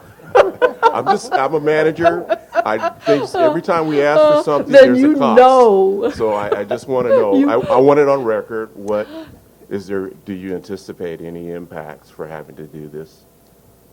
That Of would course. hinder your regular job responsibilities. Well, I've been a nurse for an awful long time, and the history of nurses is you do what it takes to maintain excellence in nursing education and practice. That's what I'll say to you. Good answer. Thank you. Did you have any follow-up questions? No, but I will be asking questions like that because I want to make sure you're able to do your overall number one priority. She's going to chase you back out to the fire engine. I'm going to get right on it with you. Thank you. I so appreciated, actually, the question you asked about prevention of any of the issues that had been identified as a result of the Wasc enumerations at ELC, and all of your questions of all of the board members are always welcome. Again, it is about excellence in nursing education, in practice, and public protection. Thank you. Are there any public comments? Any further comments from the committee? We call for the vote.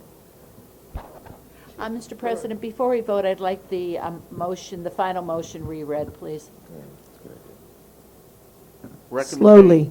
Recommendation with the understanding that the 10-day notice requirement per 16 CCR 1432 to keep the board apprised of any certain changes, supplemented with reports to ELC with no formal presentations. Did you have any other questions? Yeah, that was the other thing. Before I vote, I think that there was something that they were going to say, the Simpson group was going to say, and we continued to talk. So I wanted to give them the opportunity if they had any input before we vote. I'd just like to say thank you on behalf of the board. We have put processes to ensure timely notification happens to the board. If you have any specific financial questions, I would love to turn it over to my illustrious president to respond to those. Are there any questions from the committee? No? None. The vote's been called. Okay. Trandy Phillips, yes. Imelda Seha Bedgood, yes. Michael Jackson, yes. Donna Gerber, yes. Elizabeth Woods, yes. Ken Marlborough, yes. All right. Thank you very much. Moving on to 7.5. 7.5, vote on action regarding pre-licensure program unit adjustment or other changes for CNI Associate Degree Nursing Program. Presented by Wayne Boyer, Nursing Education Consultant.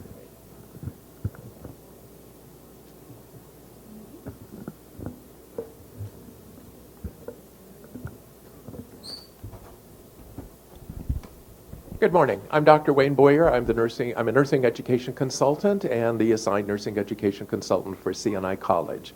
To my right is Dr. Sasha Rarang. She is the program director, and I'll let her introduce the other individuals. Thank you, Dr. Boyer. To my right is Ms. Batista. She's the vice president of CNI College. And to the next one is Mr. James Bavington. He's the president of CNI College. This is an enrollment increase request. Dr. Rarang on April 3rd, 2019, she sent a letter of request for an enrollment increase of 40 students 5 times a year from the current 24 students at the beginning of each 10-week quarter, with a sequence of 4 times 1 year and 5 times the next year.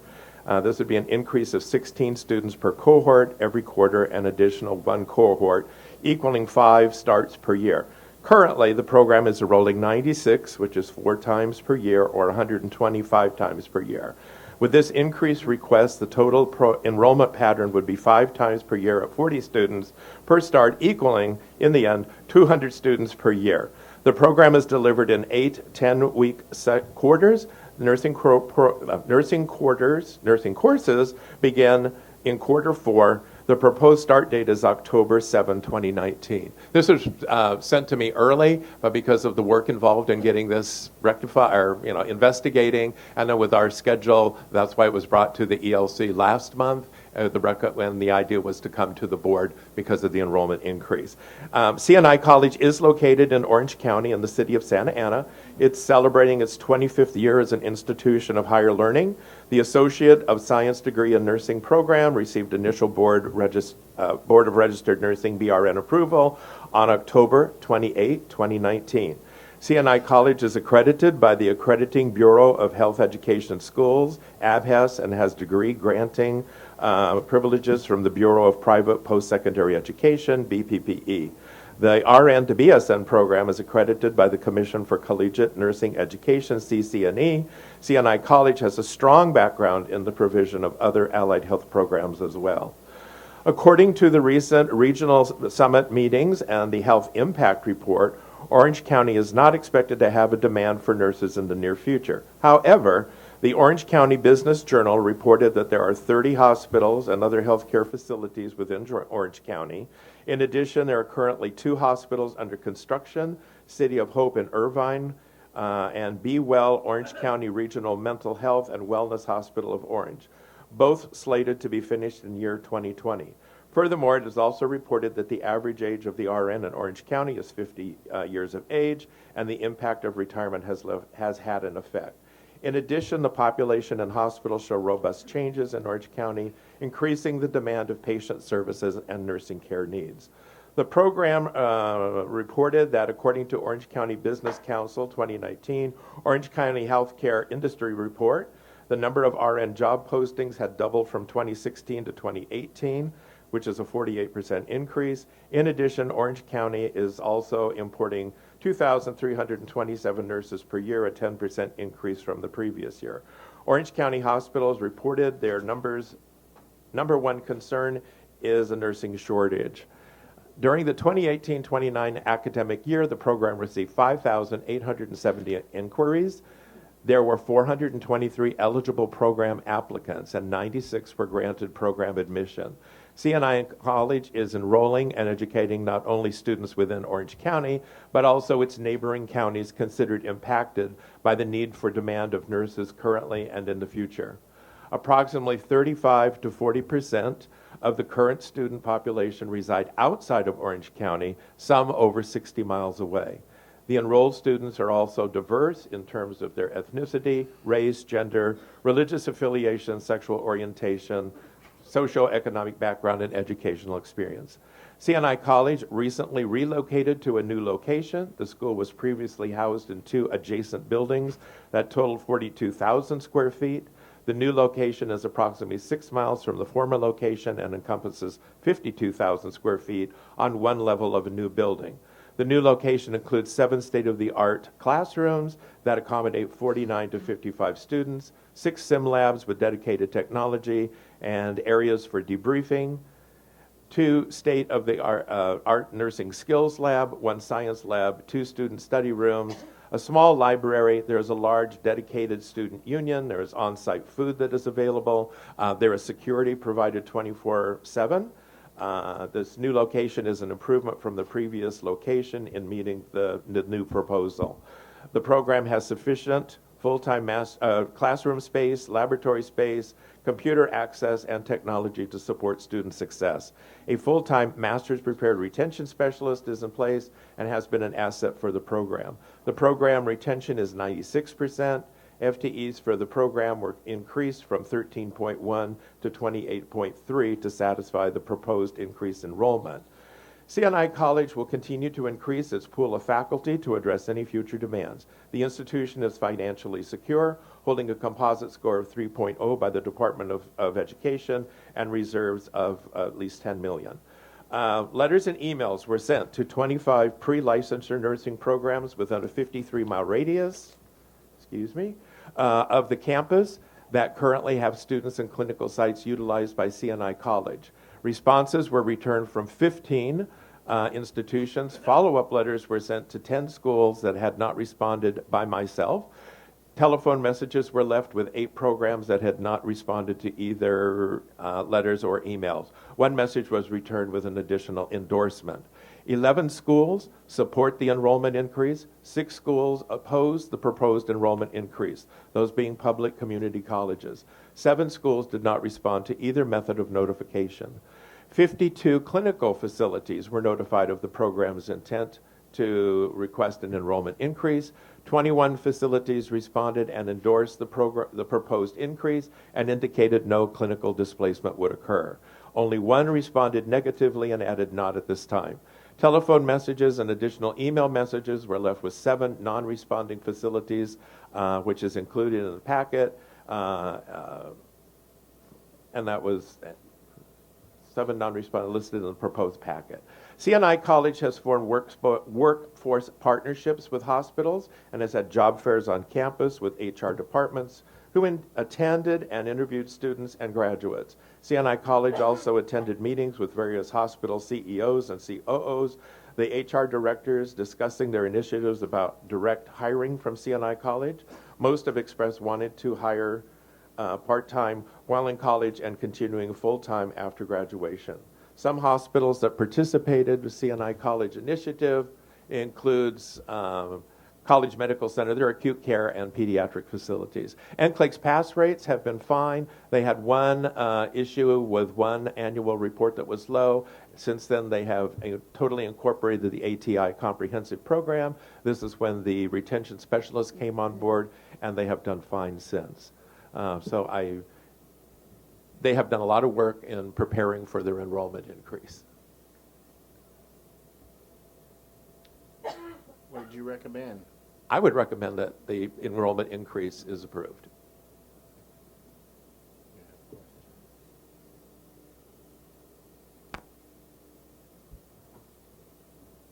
You mentioned that there was one facility that responded negatively, one healthcare facility. Which facility is that? Actually, that was San Gorgonio Hospital in Banning, California, and they said not at this time.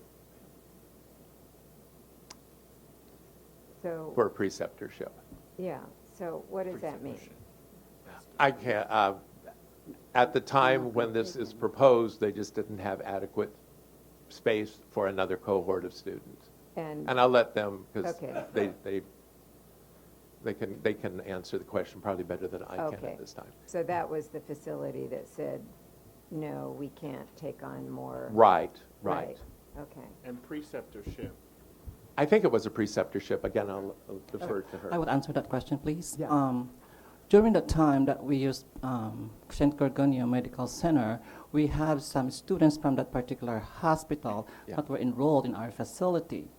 And what we did so that we could accommodate the student with regards to their clinical placement, we actually contracted with them at that point, and they have an opening, so we were able to actually place some of our students during their final course, which is, of course, the leadership and management. Since then, we haven't really utilized them, and since we are obliged to inform all of our community partners of what's our intent in the community, which is to have a quality nursing workforce, we have to include them in our letters. And so they said that they cannot accommodate any additional students at that point during the time that I submitted the request. So at this point, since Banning is really very far from Orange County, it's not even going to be impacting our request for increase. As a matter of fact, we have a table that we've created for that. But you have students there currently? No, we don't have. Oh, you did? We did, yes. Okay. I apologize for the confusion. Okay, and on the 6 opposed, is, I'm trying to scroll through this very long report and Yes. find, but can you just go over the 6 facilities that said that, not facilities, the 6 schools that opposed an approval of an expansion in this area? I don't have it on my current report. It's in the report I gave at the ELC. Could I should go have ahead it. I and wasn't there, I'm sorry. We have the following programs who actually oppose the request. We have Cypress College, Golden West College, Long Beach City College, Los Angeles City College, Saddleback Community College, and Santa Ana College. Out of, because there's 11 who actually supported us, and that of course include most of the universities and colleges within Orange County. And I could also read them for you. If Sure, you would you, okay. please? We have, the first one is American Career College, American University of Health Sciences. We have Biola University.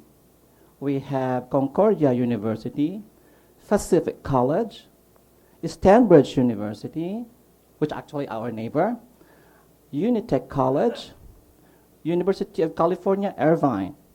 We have Vanguard University.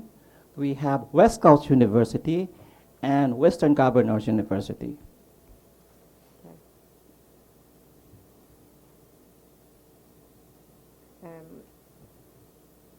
Well, Mr. President, are you ready for a motion? I'll take a motion. Okay, I would recommend that we reject this increase based on the fact that there is evidence of opposition from other nursing schools in the area, and therefore an indication that there could be clinical displacement if we approve this additional school. I know that's not what the staff is recommending. I recognize that. But I think it's consistent with the board's attempt over the last few years to exercise our responsibility to deal with the issue of clinical displacement, especially in areas. I would note, I did read the school's report to us, and I find it interesting that they cite evidence that there's no, that they cite purported studies that there is a nursing shortage in Orange County, which completely conflicts with the data that we have as a board and as a state as to that question. So I don't, as a board member, I don't feel compelled to increase the pressure on the clinical areas in Orange County based on that data. I don't find that data influential, shall we say. It's not consistent with what we already know. I second your motion. Excuse me, with due respect, this is Dr. Sasha Rang, and I do research as well. Research, when we do research, we do it in a matter of a span of years. That particular study that has been presented has been done about 2013-14, and it was published somehow later on. Now, we have an evidence because we go ahead and we speak to the people actually in the community, what are their needs. And we have also evidence from the Orange Business Council itself that's telling us that they have a need. So we cannot go ahead and ignore this particular evidence because these are actual evidence coming from our own county. So with due respect, could you please just give us the opportunity to actually revisit that particular situation, because if we're going to look 5 years from now, 10 years from now, who will be your new nurses? And there's also a study going on that you want nurses to go into primary care position. They will be BSN. Our community hospitals are suffering right now from no bedside nurses, and actually we can actually attest to that. Thank you. I also want to add that we have 48 contracts, and out of the 48 contracts on the hospitals, we only use 13 out of the 48. Plus, out of those contracts, facilities, 21 signed a letter saying that there's no clinical displacement for CNI College to use our rotations, and we already quoted our 40 students through the rotations. We have those letters here. They're part of There your is no exhibits. displacement. There's no displacement for CNI I College. see the letters. Yeah. I Yes. see the letters. And we Thank do you. have the CNI support in our community. Well, I mean, one option is, because what I would also like to see, but we don't have apparently, is the letters, or the opposed responses, correct? Yeah, they're part of it. Yeah. They're part of your package. They're there. Okay, well then, you know what, here's what we'll do. Mr. President, could we need a break. Sure. It's very difficult to, unfortunately, the way our report is presented, it's very difficult for us to go to get to a certain page quickly as we sit up here. So maybe the best thing to do right now Could we is, furnish those letters to you? We have them right here with us. well, if it's in my, We can if give you the I've got it, letters. I've got it. I just want to find it. And Yeah, I we need think it should I be. need a second to do that. So, Mr. President, I would ask that we take a break, which we need anyway.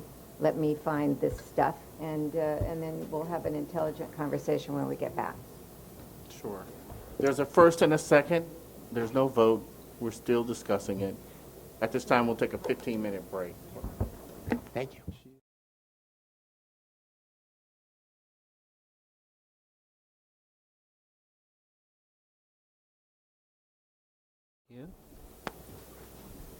Okay, just let me state for the record that I did get a better opportunity to kind of go scroll through all this stuff that's in front of me, and I found all the letters that I was looking for. Thank you. And looked at them and saw the reasons stated. So at this time, Mr. Chairman, what I'd like to do is make a motion that we defer action today. I want to get back with staff and go over in more detail the opposed letters that we have, because whatever we end up doing, we have to be sure that we're being consistent, and also that we are fully understanding the information before us. I don't think it's where I would feel comfortable with myself in terms of making an approval for additional clinical in this particular area. I think also we need to take an opportunity to consult with our research consultant for the BRN as to the whole question of the evidence that's been placed in front of us relative to nursing shortage, no nursing shortage, Orange County Business Council, et cetera. And so I would make the motion that we defer action until our next or our next board meeting. In the meantime, May I Mr. please Chairman, make a there may point? be comments by the applicant as well as the public that we should listen to. Could I make a point, please? Hold on. I Thank you. second your motion at this time, and I take that under consideration also. And at this time, we will now have comments from the committee. Are there any further comments? I just wanted to say. I'd like to make a comment, please. At this time, we're having the committee members make their comments first, and then we'll give you your opportunity. Thank you. I would like more research. This is a lot of information, and and it's conflicting information, some of it. So I really want a researcher to look at that and to get additional information from the community. Thank you. Any more comments from the committee? Comments from the applicant? Thank you. first off, we have six, this rejection or denial or deferral, excuse me. There's no rejection. Whatever at this time. It's just whatever a point the board deferral. makes. It's a deferral. Deferral, okay. The motion is to defer action until the board can have an opportunity to look at the documentation and get information Right. from And the I'd researcher. like to clarify that the documentation that I understand you're looking at is that you had 6 opposed to our request. And I'd like to, for the record, this is important to me, to tell you that out of the 6, 3 of the schools aren't even in Orange County. They're all community colleges. And the other ones that opposed us, we don't share any sites. They're not involved in any of our clinic sites. They're not there. They have not been able to, we can't just displace somebody that isn't even there. They're arguing against a private for-profit college. They don't like us. That's the way it is. We understand that, but we don't have them there. They're not there. They just check because that's what they do, and that's their right to do that. But it's my right to say that I want to be on the record that this school deserves to have this enrollment increase based on we have no displacement. No displacement. There's also a regulation 2426, I believe, that has misrepresentation. I'm the president of this company, and I'm not misrepresenting because if I did, I could go to jail for this. We should be looked at with an up or down vote by this board right now. Say we either get it or we don't. I don't know why you're kicking the can down the road. I don't think it makes any sense to us as a school. We've got we've pre-hired all the full-time instructors. We've got the facility. We've got the financial capability. We've got the sites. We've got everything that's needed for an enrollment increase. And I need more than just this to have a study whether there's a nursing shortage or not. This is important to us. And I know it's humorous to some people, but it's not to me. I would request the board make a vote whether they're going to approve this or not. So you're asking us to make an up or down vote right now and not give your school thorough examination without reviewing all the evidence. So you want a yes or no vote? Is that what you're saying? No, I don't. That's what you just said. What I want to do is I want to be clear that this is being denied, or the vote has to, the study has to be about the board displacement. Hasn't denied you. The board has not denied you. The board wants an opportunity to review these letters along with information from the researcher hired by the board.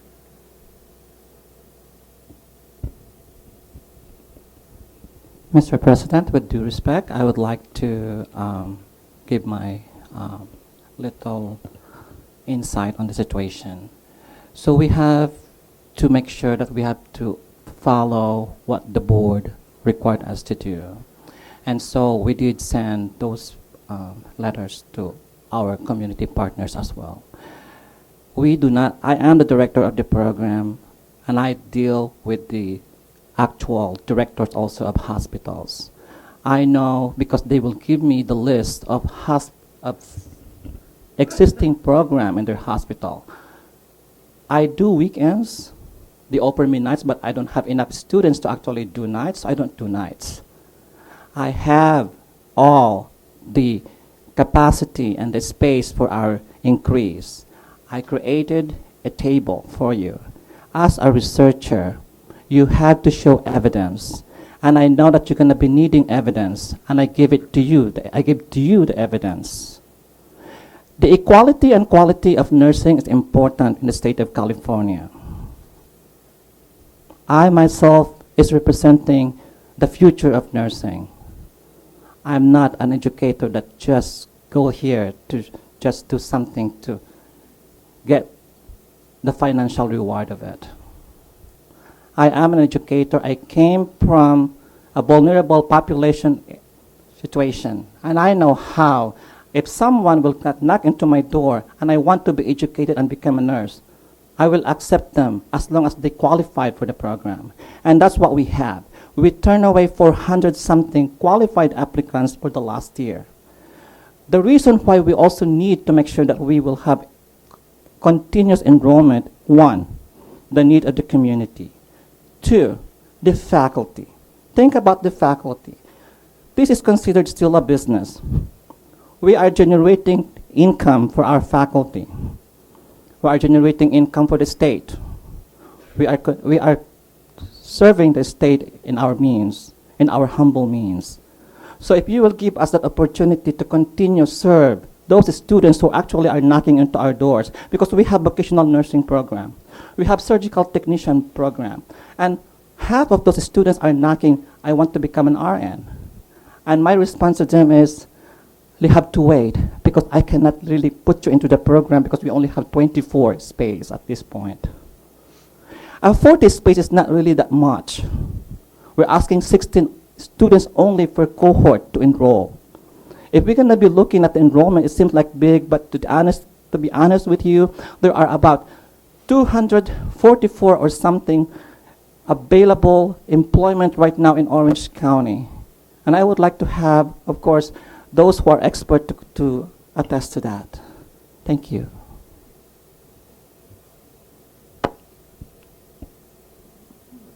Yes, sir. The motion to defer, are we deferring to study the letters that have already been in our packet? What are we going to study? The That's motion my was question. to review the letters and to reach out to the researcher for the University of Okay. California to have her come up and bring us information Okay. related to her research. And her research was on the study of nursing workforce.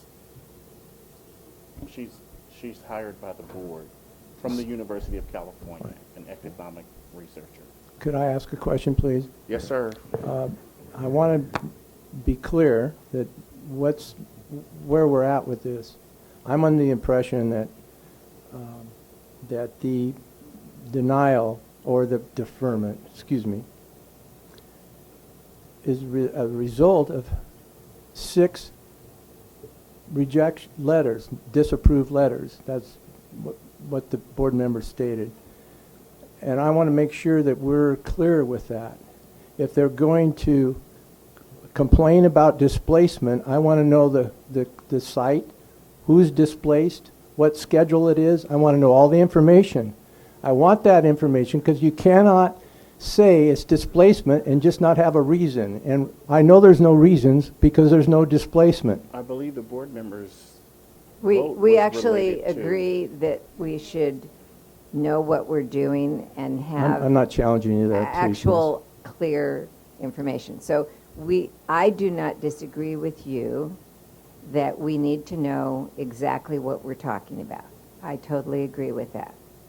That's not the issue.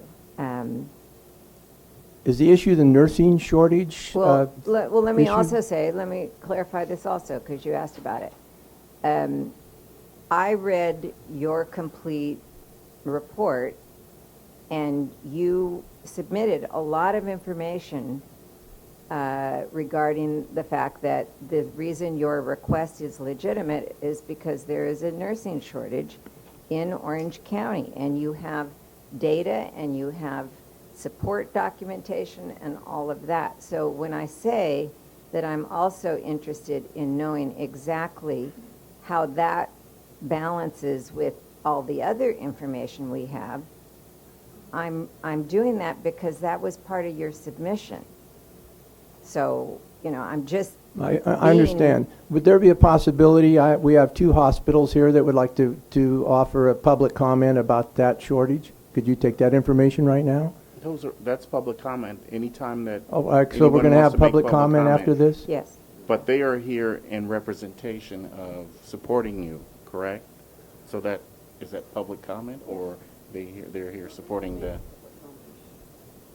We are listening to everything we receive and reading everything we receive. So just know that we are doing our due diligence in our mind, and bear with us on that. I mean, that's what we're trying to do. So I also want to add that the reason we submitted our proposal of increase is because we're having a lot of applicants coming in through the school, coming in and applying, and we cannot get them through our programs and our cohorts. So we're turning around a lot of students back into the community without serving them, and that's the reason we submitted our proposal as part of it. And you can see it in our paperwork and our proposal.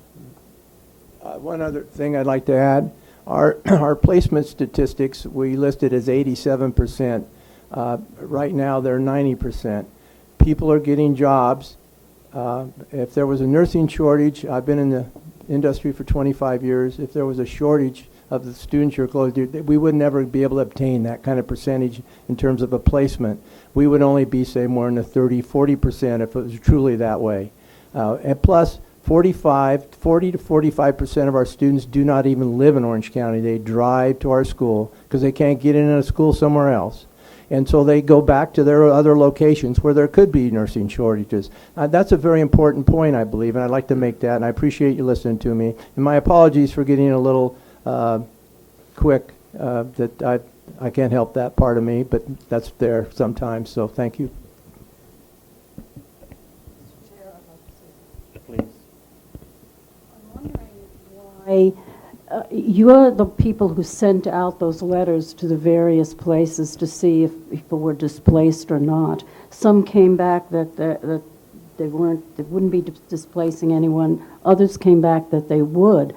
I'm wondering, sir, why that you have the ones that came back that said that you would be displacing people. Why do you think that those are not valid compared to the ones that said that they would not be replacing them? It was a generic letter mailed to everybody. Yes, I saw it. Right, and so if we are very aware that the community colleges, and I'm not here to downturn community colleges, but we're very aware that they've had issues about displacement for quite some time. I think everybody agrees with me on that. So, of course, if somebody wants an enrollment increase, a private for-profit school wants an enrollment increase, I was told by many people it's a very hot button here. So they're going to check the box that they oppose. That's fine. They can oppose that, but to me, if you're going to oppose on a displacement reason, then there actually has to be a displacement. That's my point. So I understand maybe we shouldn't have mailed them to the community colleges, but we were being legitimate, mailing them to everybody. And so there's a lot of people that don't particularly like what we do. Maybe they don't, but that was the result of. I think that's my best answer for you on that. Well, the answers that we saw there that said that they were being displaced, they gave reasons for it. So it wasn't just that they checked off something. They were being displaced by the industry or something, but not by my college. I understand what you're saying, sir. So if I want to be displaced, then I have to actually, according to the regulation 1426 or 24, I have to actually displace somebody, and we don't. We just don't. I want to add something. We only use, here we go again, we only use 13 sites. Out of the 13 sites, 21 out of the 48 that we have contracts with send us a letter approving our increase. So we're over beyond our 50%, our people that we use the sites on. So I just want to make sure that that goes also on the record. 21, they approved us. We only use 13. Out of the 21, we have 48 contracts. We don't use them all, but we have them. We do the paperwork. We have them in our books. We constantly getting more sites. We understand the displacement. We're not on displacement in any of the schools or anywhere. We respect everybody in our community. That's important. Do we have any public comment? Can you please come forward?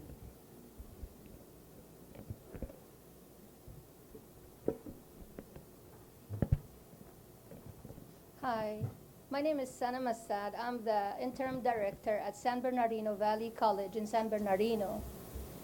And in general, I'm speaking not against this case particularly, but I knew that the board has approved a private college in that area based on no displacement will affect us. The bad news is it is affecting us. We lost a couple of sites and we still having issues with the hospital and other hospitals that we're not getting our clinical sites. Also, I was in a meeting in one of the hospital for orientation, private colleges from Orange County coming to San Bernardino, waiting and talking about orientation and getting placement in San Bernardino. Yes, they are in Orange County, but they are moving towards San Bernardino, and it's affecting us. And that's something needed to be into consideration. Our community colleges, we would love to increase enrollment, but we're scared. We can't place our students that we have now to get them into clinical sites. We are to give them the opportunity to increase enrollment. We would love to do that. Thank you. This is the opportunity for public comment right now. Good morning. My name is Dr. Teresa Burton. Here on behalf of support for CNI College increased enrollment. I'm currently a director of nursing for KPC Healthcare. We're a 7-hospital-based company in San Bernardino and Orange County. Specifically, our Orange County hospitals currently have 158 RN vacancies. Our needs include specialty nurses for ICU, emergency department, cath lab, and perioperative services. Further, as LPS designated facilities, we are in desperate need of behavioral health nurses. CNI College offers a robust curriculum to include simulation for mental health patient populations. This is crucial as we educate our nurses and they transition to care for this vulnerable but yet dangerous population. Not having enough nurses causes the organization to rely on contractual labor and overtime. While I can appreciate the board is not concerned with the strain that this places on our organizational budgets, I am sure you can appreciate that utilization of contract labor and overtime is not optimal from a patient safety perspective. Additionally, when we do not have enough nurses to admit to our inpatient units, according to California state mandated ratios, it impacts our throughput, which strains our emergency medical systems and local law enforcement as they come to our facilities and are unable to unload patients due to patient saturation in the ED. As mentioned earlier, Orange County is also anticipating 2 new hospitals, one being a crisis stabilization unit, and another, the City of Hope, is moving to Irvine, Orange County, which we're very excited about, but will also present itself a need for more nurses. We hire a large percentage of new graduates, and we invest in their training to transition into independent clinical professional nursing practitioners. We do struggle a little bit with the larger health systems that are able to provide a higher compensation than we are. And so for that reason, we have some retention issues. We do have a lot of new grads, and our turnover rate is higher than we'd like it to be. For that reason, we are in need of nurses a majority of the time. So we appreciate your consideration in increasing enrollment for CNI. Good morning. My name is Michael Hartman. I'm the Chief Operating Officer of College Medical Center located in Long Beach, California, and I'm here to 100% support the CNI's request to expand its associate RN degree program. Let me just be brief. College Medical Center is a 221-bed acute care licensed hospital with 137 of those beds dedicated to the treatment of the mentally ill. We also have 40 beds dedicated on our acute side to the medical psychiatric component of what we're seeing more and more of in this type of population that we take care of, which is basically your homeless, drug-addicted, mentally ill individuals who have incredible medical issues as well as in addition to their psychiatric issues. We are also a Lanchman Petrus Short designated facility, so we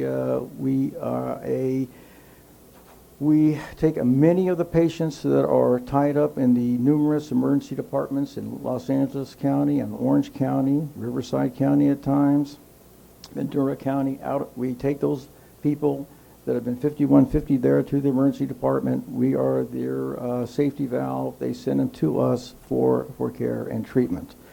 We referenced, let me just reference this article that's come out in Modern Healthcare, which is one of the periodicals that we, most healthcare executives follow here in the United States at least. It's on August 17, 2019. It does address that in California there will be by 2030 44,500 shortage of nurses here in California. Most importantly, from our perspective, it talks about the increasingly specially trained nurses required in the field of psychiatric care. I'm glad to leave this article with you all if you'd like. But this shows the situation that we're in. The other problem we have too, quite honestly, with the nurses and nursing students, and what we find is they do not like being in a behavioral health situation. They're either scared, they don't like it. It's very, very tough. For our needs, we need as many students as we can to come to our facilities. And by the way, we're one of our 221 beds. We have 2 other psychiatric facilities that are similarly programmed like us. We're behavioral health located in Orange County and Los Angeles County. That the turnover is, or trying to connect with that small percentage of nursing students that like this business, that like taking care of the mentally ill, homeless individual. It's very tough, but when we can grab them, we try to grab them. And so we need more of these students to have exposure to this population, so the more we can get. This is year to date, January through the end of August. We've already spent $2.1 million in overtime for our nursing staff. Almost $600,000 in registry cost. The issue with the overtime is that we push our nurses, and it's very tough, and because we can't find other staff to fill those positions. Also, when we can't fill, if we don't have staff for beds, we cannot assist and help out the other hospitals in our counties and their emergency departments by getting those individuals who've been 5150 there over to our hospital. Very, very tough situation. And it's really aggravated on the weekends and holidays, I'm sure, as you all know. So I just want to say, if you'll please give positive consideration to CNI's request for expansion. Thank you. I don't have a question, but I would just say to you and anyone who cites specific information, et cetera, if you would also get that to our staff, sure. That would be very helpful. Absolutely. Thank you. Absolutely. Thank you.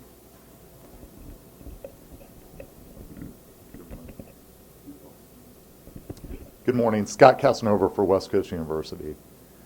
This discussion this morning shows the fundamental flaws in the process of using other schools as part of the approval process. And, I would start by saying there's nothing in the Nursing Practice Act requiring schools to send letters to competitors to see if they would approve their expansion. There's no process for that. There's no framework for that. And I would analogize it to Microsoft having to ask for Apple's permission to expand its program. And what I think is particularly frustrating for schools such as CNI and ours is you don't have to show proof of clinical displacement. A mere letter saying there's a threat or it could happen, this board takes as evidence of clinical displacement. And that's not right. CNI produced hard evidence today that there would be no displacement from their expansion. You have that evidence before you today. There's no evidence from any of those letters produced that the opposing schools would have displacement. But you're making a deferral recommendation today based on a lack of evidence. I would also say, Vice President Gerber, you made an excellent point. You want to defer this action to make sure all schools are being treated equally. If you look at the history of this board's decision, and I've spent a lot of time over the last year looking at the minutes and the record supporting those minutes, there have been numerous schools that have had letters of opposition submitted where this board voted to approve a new program or approve expansion. And those schools were not treated the way CNI is treated today. Let me let me just respectfully clarify what this board has done on these issues, at least for the period that is in my experience. And that is, we have taken everything, every recommendation that comes from our staff on these matters. We have looked at the record. We have taken every single one of them on a case-by-case basis, and we have, as much as we can, it's only as good as the information that we have access to, but we have basically, on a case-by-case basis, evaluated every single thing before us. And that is the reason why we've approved schools, we've disapproved schools. We've deferred action when we weren't sure that we could appropriately make a decision. We have asked for additional information, either from our staff or from the schools. And that's in an attempt, and that's what's going on here today, in an attempt to make sure that the decisions and the votes that we take are based on the best information that we can get about these issues. And that's what we're doing. Thank you.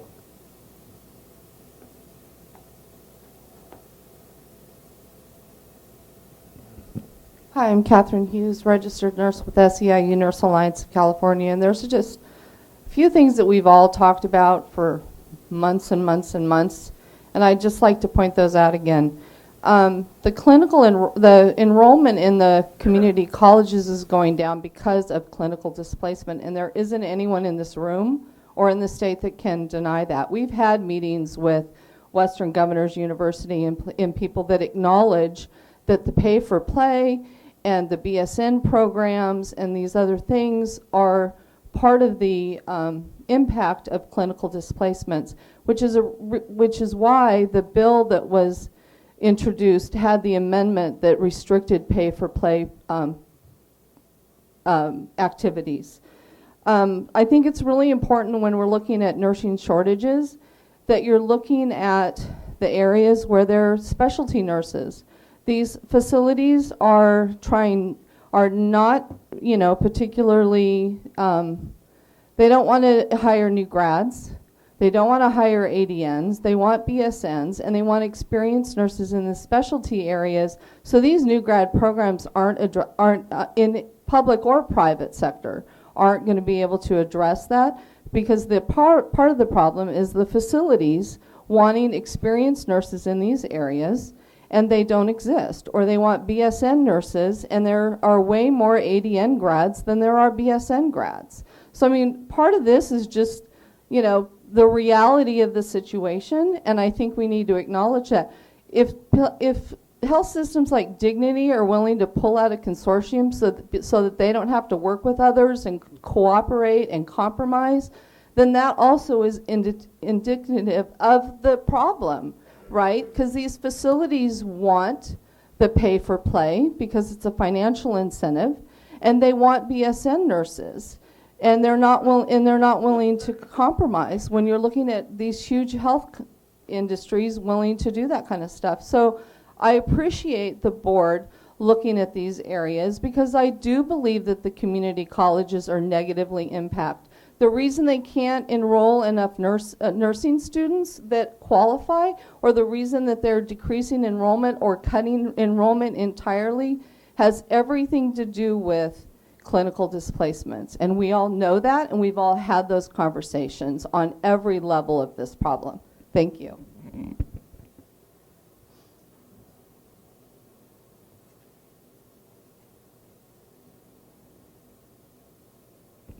Sorry, I'm like a broken record again. Sandy Comstock from Maricosta College in San Diego.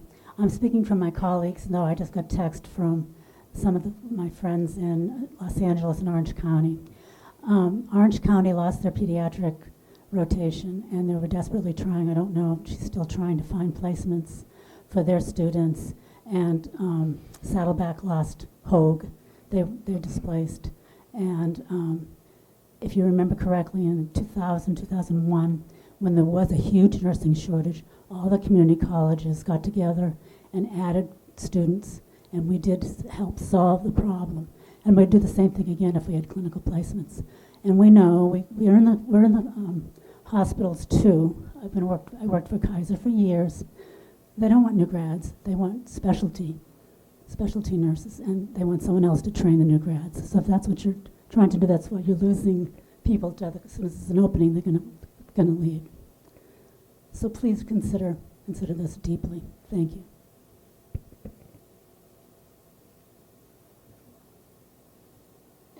Mr. President, there more public comment. Are there any more public comments?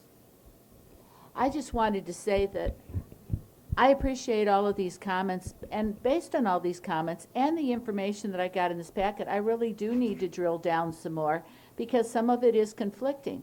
Also, I think that we need to, this discussion is about more than your proposal to begin with. You're talking about taking approximately 125 students you have currently, correct? And this year going up to 200 students, correct? That's correct. Then next year going up to 400 students, and the year after that going up to 600 students. Because your cohorts are increasing every year, the number are increasing every year in your proposal, and it's 5 times a year. So when I do the numbers, I'm not getting 125 to 200, I'm getting 200 to 400 to 600. No. Well, that's what's in your proposal.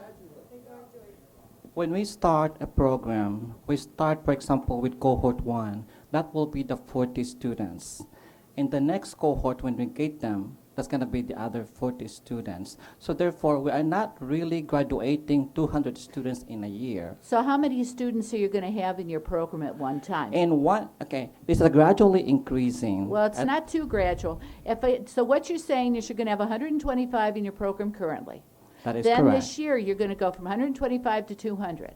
That will be then per year. Then next year, you're going to go, it'll go up where it's going to end up being 500 ultimately. Well, and after that, it'll be 600 ultimately. With respect, the way we're going to do this is we have 8 cohorts in our program. Mm-hmm. When you start the first cohort, you have 40. So right now we have 24. We're graduating 96 students only in 1 year at this point.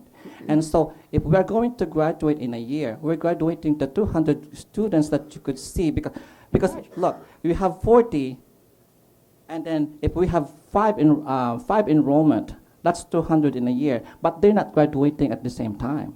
No, I understand that. Right. But let's go to the year after that. And then let's go to the year after that. This proposal is ever increasing. No, it tops. I understand that it tops out after a couple of years. No, I do understand that. But there's a lot to look at here. Okay. I'm also a director of another program, and we call it replacement. So when we graduate a particular 40 students, that 40 students will be replaced with a new graduate. Oh, I understand. It's moving. So we are not graduating the whole entire class of we're graduating the 200 only per year. Our enrollment is steady at 200 per year. We're not increasing to 600 after that. We're increasing to more than 200. All right.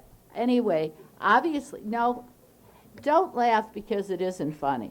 This is not funny. I have a responsibility on this board to make sure that I completely understand, and I have to provide public protection to make sure that nurses in the state are well educated, get all of the clinical experience and the academic experience they need.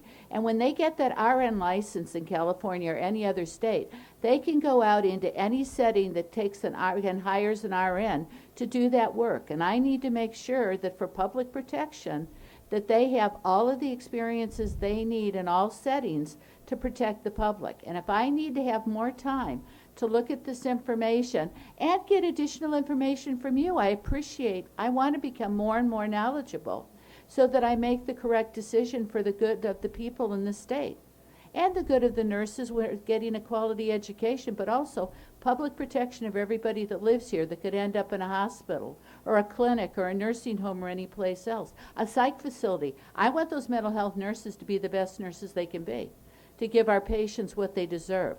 So I'm sorry if this process takes a little more time. And some of this information I'm looking at, not that, thank you for your clarification, but some other things in the shortage and all these other things I need to get clarification. I'm going to need to ask for that time, and I'm sorry if it's frustrating, but I need to do the right thing. But I do appreciate, and we will be asking for more information. Thank you. Thank you, Ms. Phillips. Is there any more public comment at this time? So call for the vote.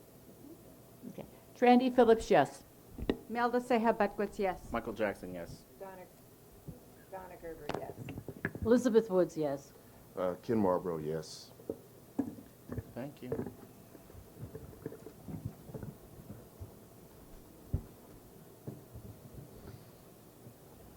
Agenda item number 7.6. Vote to recommend acceptance of self-study and approved pre-licensure program at Xavier College Associate Degree Nursing Program with an enrollment of one cohort of 30 students annually for the first 5 years.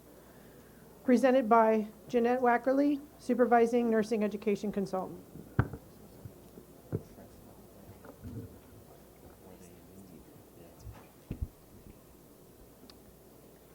Good morning. This is Jeanette Wackerly from the Board of Nursing in the Sacramento office, and I want to introduce to my right Elvira Miller. She is the Director of Nurses, has been appointed through the feasibility phase for the Director of Nursing, and I'd like her to introduce the people that are on her right. Good morning. To my right is Ruth Liggett. She's one of our team leaders for curriculum development. And to her right is Lisa Nakamura, our CFO and business manager. So I want to go over a little bit that's in the report with you to give you a little understanding. It's been just 1 month since the last report for the feasibility. And the program itself is in the phase of post-feasibility, or building the curriculum and building the employees that are going to be teaching there. So the program director will be hiring for the program. And right now, the estimate is 15 employees with lead instructors in med-surg, peds, OB, psych, mental health. And to assist those lead faculty, she will be hiring other instructor level faculty or assistant instructors to cover the clinical portion of the course. Right now, she has a generic ADN program in mind. As you saw in the first paragraph, this school plans to offer the program to 30 students once a year, and that's for 5 years. So after that time, they will evaluate their program, but they'll have ongoing evaluation of the introduction of the new curriculum and the way the faculty are working. They're using a unifying theme, also called holistic or comprehensive integrated throughout the curriculum. Nursing process, have to move my paper. Quality and safety education for nurses, that's the CUSIN model. Knowledge, skills, and attitude. The nurses courses start in the second semester of the program. In other words, there's no enrollment until they've met their GE requirements. The fundamentals course will occur in the first semester at the end of the GE requirements, and then they'll go into the OB, Peds, Med-Surg, and there's 3 Med-Surg courses that are planned in consecutive within the program. So right now, they're working or ready to work on the whole curriculum itself. I have some information from them already about their curriculum plans, and it's been sent to the office. They had, when we look at displacement, they had an interesting occurrence in displacement. I think you'll remember through the feasibility stage where there was a question of whether they were going to displace anyone. And so what we did was, I didn't do it, she did it, Mrs. Miller did it, went to the hospitals and the schools in the area that she lives and works in had meetings. And we were able to develop a scheme where everybody could look at where the openings were for students. And you have that in your packet. You may remember that from the feasibility. So, go ahead. Can you tell us where the school is going to be located? Yes, Stockton, California. Okay. And this is an area that isn't well served by nursing education, correct? Correct. Correct. So the two big hospitals that sat down with the schools worked it out, and there is definitely room for another program. They're a shortage area. So today we just want to have an approval from the board to continue with this school as an associate degree program, and that they can go build their school now. Initial approval, excuse me.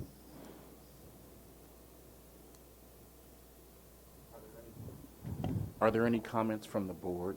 And the costs? We'll ask Ms. Miller then.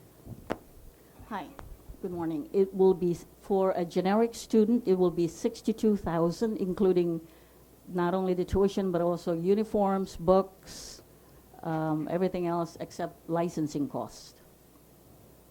And for the advanced placement student, it will be a total of $32,000.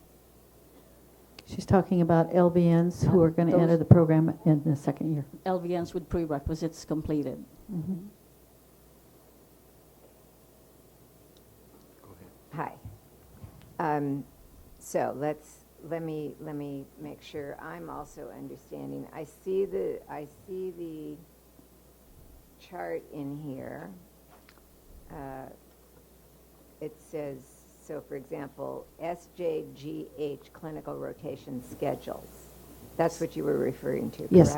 There's 2 hospital clinical rotation schedules there. So you've actually mapped out here, it looks like, just confirm for me, that without a doubt, there is clinical space available for the expansion of this school. Without a doubt. I've spoken to the hospitals, to the people that work there, and I've talked to the school. I've read their meeting minutes from their meetings regarding those available clinicals. Okay.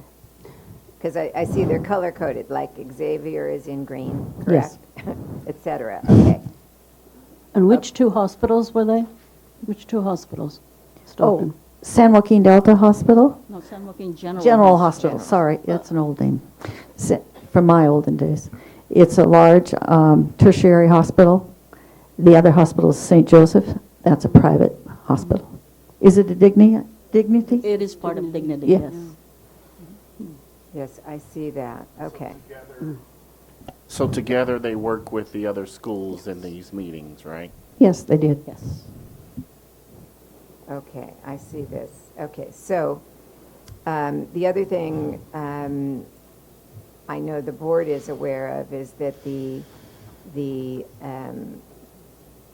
region that we're talking about here, Fresno, Stockton, Modesto, et cetera, is not one of our regions where we have essentially too many students. No, It's but the I want... opposite. It's the opposite. It's the opposite. I want to remind you, though, that Fresno is a little different in terms they have a consortium. True. And they do all the placements. But this school and the Modesto school are really not in the Fresno catchment area. So it's Stockton, Modesto. Yes. Right, which is also... Stanislaus. Yes. Which is also the region that we already have ascertained through our own data needs additional students and registered nurses. Yes. Okay, those are important facts for us to understand. Thank you. And thank you for making it so clear that we can feel comfortable clinical placements are there. Yes. Thank you. All right. So what are your recommendations? My recommendation is that you approve Xavier College Associate Degree Nursing Program. And this is the initial approval. Initial approval, Mhm. self-study. Yes. With the enrollment of 30 students. How many times a year?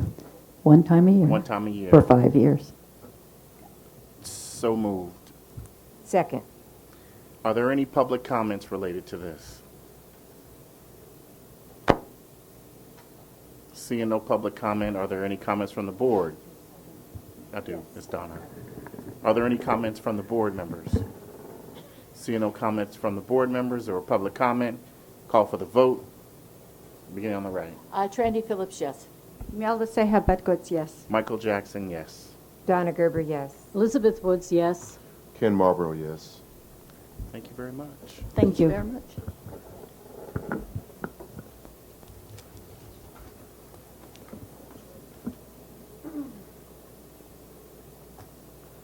Item number 7.7, vote to recommend acceptance of changes to an approved program and addition of a new campus or location with discussion regarding enrollment patterns. The next 5 schools will fall under this category.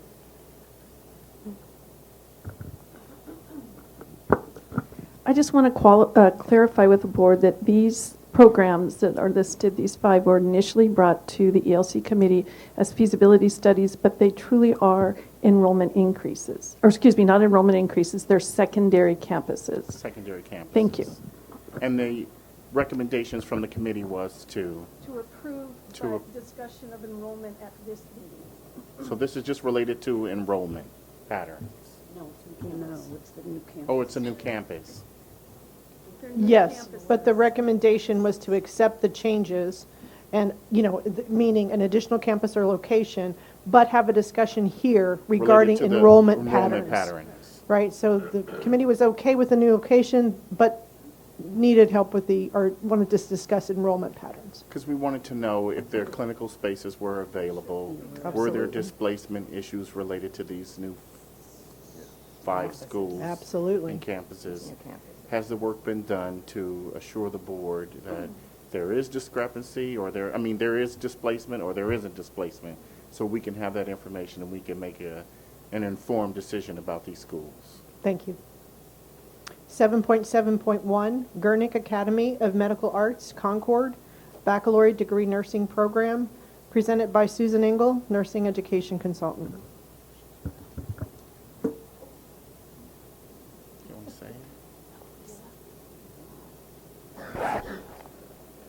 Welcome, Dr. Engel. I heard you have a new chapter and a new journey that you're about to embark on. I do. This is my last report to the Board of Registered Nursing. I'm retiring, and I will be taking on a new adventure with my grandson. My daughter's pursuing her PhD in physics, and I will continue. You'll see me around somewhere. Congratulations. Thank you. Good luck. See Thank you you very walking much. around with the stroller or baby Bjorn. I saw your grandson last time in Redlands. I'm going to have to design a new stroller because I have safety concerns that when you push the baby to the signal light, the baby is in front of you and a car comes and there is safety concerns. So maybe I'll be taking on that venture next. Is that going to have to be decided by the Board of Nursing? We have to look at strollers. Probably. Get a copyright. We already do car seats in my department. Thank you. So good afternoon. I'd like to introduce Samantha Meloso Sanchez, and she'll introduce the other representatives from Gurnick Academy of Medical Arts. Good afternoon to the board members and to all the audience today. To my right is Ms. Ricarlyn Demandal, the Assistant Director, and Dr. Larissa Rubzina, our Chief Academic Officer. So in front of you, you have the agenda item summary, which details the description of the institution. It includes the tuition, simulation, clinical sites, resources, and the Nclex pass rates in front of you. So today, Gurnick Academy plans to enroll 28 students twice a year for the first year, or 56 students, with an anticipated start date of fall 2020, increasing to four admission cycles per year for a total of 112 starting 2021. The admission cycles are planned for January, May, July, September, and the first completion date is planned for August of 2023. And this is for a BSN degree program. In working with the clinical facilities, we have verification forms saying that there will be no displacement of any other programs in the area, and I will have the representative address any questions related to that you may have. Thank you. So we were able to verify all the clinical sites, and they have letters and documentation That is- submitted to the board. That is correct. Samantha's going to address, she did get one letter from one of the academic institutions of opposition, but she's going to also address when the clinicals are going to be held and how faculty are going to be there to support students when there may only be 2 students at the clinical sites. We have one college that is not supporting at this time, and then 3 support letters, and then 1 neither support nor it's neutral. Who's your college that's opposing you right now? Chabot College, which is more than 25-mile radius. Where is your school located? In Concord. Concord. And Chabot is in Hayward. Okay. And why are they opposing? They say not at this time because of the displacement that's happening. And They're the presently program, being the program that did provide a letter that was neutral was UCSF or USF? USF. USF. USF was neutral.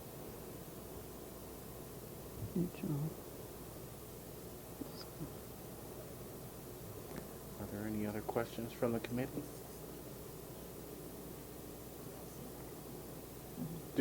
Does Chabot College share clinicals with you? 2 clinical sites, but we don't. When we mapped all the clinical availability placements, we don't even go there when they're there. That's our plan for 2021. And the facilities show documentation to this. Yes. What is your recommendation? Your last and final recommendation? The recommendation is to approve the alternate secondary site at the Concord campus and to have Gurnick enroll 28 students twice a year for the first year for 56 students with the anticipated start date of fall 2020, increasing to 4 admission cycles per year for a total of 112 students starting 2021. The admission cycles will be planned for January, May, July, September. That's my recommendation. So move. Mr. Chairman, I would just ask for a friendly amendment. We haven't seconded yet. Well, eventually we will get. Let me just ask my question to you. I note that there's this plan. It starts out at 28 2 times a year, and then it moves to 4 times at 121, if I'm understanding. 112. 112, excuse me. I would just ask in our motion that we approve it with the understanding that there will be a review of the clinical displacement question before they move to the next step. In the alternative, Yes. you could approve it for the 28 2 times a year and have them come back for a substantive change. Me Okay. too. So I will amend my motion to recommend the approval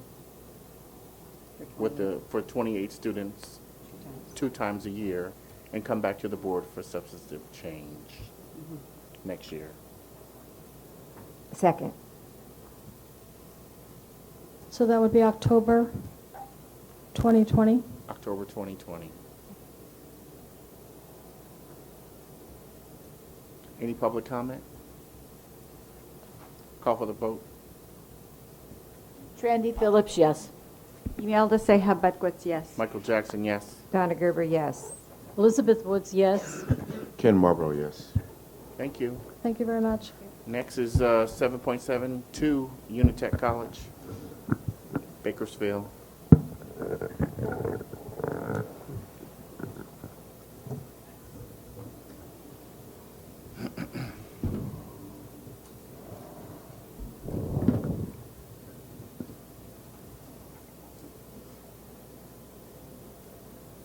Good afternoon. I'm Carol Vellis, nursing education consultant from the southern region of California. I'm bringing you today Unitech College Baccalaureate Degree Nursing Program, who is an established program in Fremont, and they're asking for an additional campus in Bakersfield. Just a little bit of background about their feasibility part of their asking for this addition. Bakersfield has been identified as one of the areas in the San Joaquin Valley that has a demand for nurses. And so this was an area that we knew would support a new program.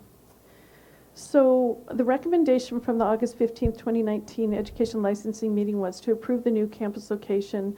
And so today we're here to talk about the enrollment. Unitech College Bakersfield would like to have 40 students enrolled 3 times a year for a total of 120 students annually. They would like to enroll their first cohort November 18th, 2019, with the second one in March and the third in July of 2020. I went and visited the space. They have an existing building right now of which they are occupying currently the first and second floor and will occupy the third floor where they're building out a huge simulation lab and skills and simulation lab. The current building is at 333 Palmar Drive, Suite 200 in Bakersfield. It's kind of in an industrial area but close to some of the city where students can leave campus and get food to eat. The current campus is approximately, well, the addition to the current campus will be an addition of 11,000 square feet with approximate 3,500 square feet expansion of a Suite 240, which is a new classroom. The classrooms are large, they're very airy, they have tables that can be moved, they have the electronics and technology that's needed to provide overhead projection, ready to go.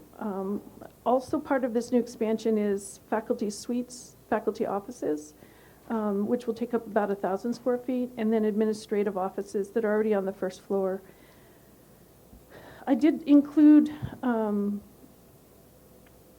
the floor plan for you. I did, like I said, visit the school, and I will go back and visit the new construction, which should be done in the next couple months. And I'll tell you that it is on time. They've stayed on time as far as the building goes. The faculty hiring plan includes hiring faculty to support this new location, and it will be completed by an in-house talent acquisition team. They're looking to hire 6 full-time and 12 part-time nurses. Their gen ed requirements are all online, and so they already have faculty in place for that. So this is really just the nursing faculty. They are planning on hiring their nursing faculty about 2 months ahead of time so they can go through a full and comprehensive college and departmental orientation. This will also include orientation to clinical sites. They have hired, or will be hiring, an academic administrative assistant and a simulation technologist. They will also have an academic student success coordinator. All of the other student resources are already implemented in this building, so there's no need to do that. They do have an online library. And they will be using like ZipRecruiter and Career Builders to look specifically for qualified faculty. The curriculum that will be used at this new campus location will be the exact BRN approved baccalaureate curriculum that was approved this year. The baccalaureate degree is structured in 12 16-unit semesters taken 3 years to complete. Some of the nursing courses are divided into two 8-week sessions. And there's 120 units for the baccalaureate degree, 44 are in nursing with 24 in theory, 20 in clinical, and all the rest do meet the curriculum requirements. Unitech Fremont has great pass rates so far. They're 87.74 in 2017 and 2018 and 90.16% in 2018 and 2019. So they do have a proven curriculum. And although they've gone from an ADN to a baccalaureate program, the ADN pre-licensure curriculum is the same. So let's talk about clinical placements. Dr. Yosef and his team began their due diligence to contact other nursing programs in Bakersfield back in June 2018. Unitech has hosted multiple individual and regional meetings within the Kern County healthcare community leaders, including directors of education and chief nursing officers for the proposed BSN program. There are really only 2 other colleges, well, I'm going to say 3 colleges in the area. One is Bakersfield College. One is Porterville College that's actually in Porterville, but they do use one of the hospitals in Porterville. And then the other one is Cal State University Bakersfield. So The school did send out letters to the schools, and they did get a connection with Carla Gard, who's at Bakersfield College. They attempted several times to contact the program director at Cal State Bakersfield without success. She just wasn't, there was a little bit of communication at first, but I think her president asked her to discontinue communication as far as we know. I went for 2 days up to Bakersfield and visited probably half of the clinical sites throughout the county that they're using. They currently have 28 clinical sites, and they include 5 large acute hospitals, of which there's adequate PEDS, OB, and psych mental health sites. I was absolutely surprised at the psych mental health support they have in Bakersfield. I mean, it just really, honestly, compared to LA, Bakersfield is where you want to go if you need psych care, because there's places everywhere. So they also have a brand new Valley Children's Hospital that has just opened. It's not accepting clinical affiliates yet, but it is someplace too that they will do some pediatric. But they have plenty of sites. It's crazy how many sites they have. The program cost, and this is on page 3 of my report to you, the program cost for a generic baccalaureate students coming in without any general education or nursing courses is $133,900. In deciding the cost of the program, Unitech looked at 9 similar private institutions whose tuition ranged from $90,000 to $179,000. Students do have the option of financial aid. Grants include Pell Grants and scholarships. Unitech College is making available scholarships to students that are alumni from their VN program, $10,000 and $5,000. And they will be drawing from their vocational nurses. And while I was on campus, there were vocational nurses that were in various classrooms and in the lobbies. And so I stopped for a minute and, without anyone knowing, kind of talked to them to see how the school was. And they saw my badge, of course, knew I was from the BRN, and started asking me about the program. So I do find that there's a great interest from their VNs that are already in their program to go into this baccalaureate degree program. So down below you can see the table that depicts students that come in with all the needs of gen eds and nursing courses, students that come in that have some gen eds, LVN students that have some gen eds, and then LVN students coming straight from their programs that would be advanced placement. Unitech also did some research about the median wage of new nurses, and they found the median salary to be $77,800. So compared to other counties in California, the new graduate nurses is paid pretty high, which is also good to know. And you can see the table there that shows that. Unitech also considered the program to ensure that they lead to gainful employment. And on page 4, I also have a graph that shows that the debt to earnings ratio over a 10-year period goes from 5.9 down to 4.5. And I understand that the average is about 8%. They shouldn't exceed 8%. So there's a good chance that their wages are high enough to pay off their loans. Some of the other things that were brought to the attention of the ELC committee and the board last time were program cost, out-migration, and then the fact that Unitech currently is on heightened cash monitoring status 1. And so I do want to just speak for a minute about the out-migration. I had reported that, according to Dr. Spetz's report for our Board of Registered Nursing, that there's an average of 776 annual numbers of registered nurses in the Central Valley that out-migrate. So they leave the Central Valley after their education. But what I failed to also tell you is that they have about 738 RNs that flow into the Central Valley. So it about balances out. And some of them are California residents, but about 200 of those are registered nurses from other states that endorse into California and live in Bakersfield. The other thing I noticed about Bakersfield when I was there is there's a lot of building going on. It tends to be an area where the millennial learners and the millennial workers are starting to go to because housing is affordable. And then finally what I want to include is the heightened cash monitoring. I know at the ELC meeting, the representative. I'm sorry, I'm so sorry. I got so excited about talking that I forgot to introduce everybody. To my right is Dr. Yosef, and I'm going to let him introduce the rest of his team. But he did bring somebody from the financial area so they could talk about the heightened cash monitoring, because they would do a much better job than I do, although I'm learning a lot about it. So I thought we were bringing this forward related to the whole enrollment. We panel. are, Because but we already discussed the. right. We already got that information. Okay, so We discussed it thoroughly. I agree, but I wasn't sure what the full board would want to know. We discussed it thoroughly at the last meeting. 2 Okay. meetings. We were good to go. Yes, we were. Are you sure, Ken? We're sure. Okay, And thank you. so I think again- we heard what you had.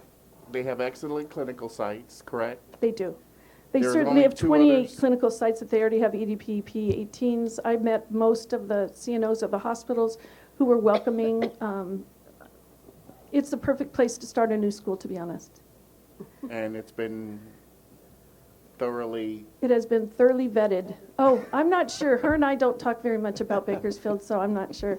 But I'm sure as a resident, she'll be happy to see more anybody- nurses coming in. Yeah, there's definitely a need. We'll be talking about it a lot Bakersfield. next month. Yeah, we will. So again, Unitech College in Bakersfield would like to have 40 students enrolled 3 times a year for a total of 120 students annually. And that would be my recommendation, is to approve their school, their new location. So move. Second. Discussion.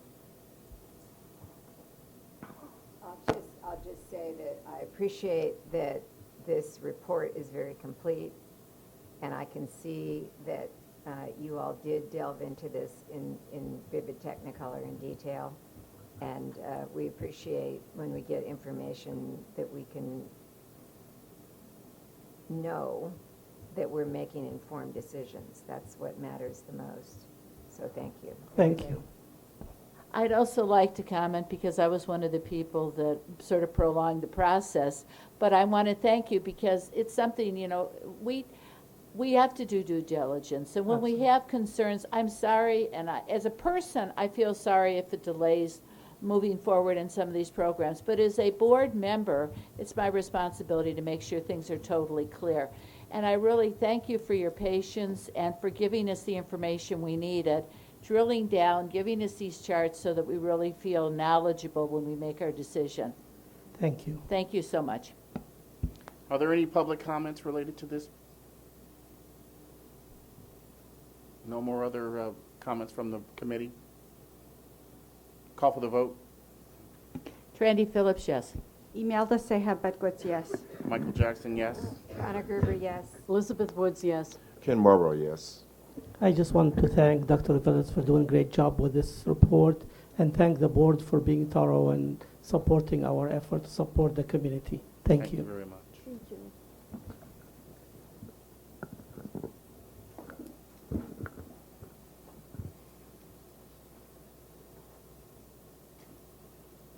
Item 7.7.3, Chamberlain College Baccalaureate Degree Nursing Program, presented by Baudry Caraway, Supervising Nursing Education Consultant.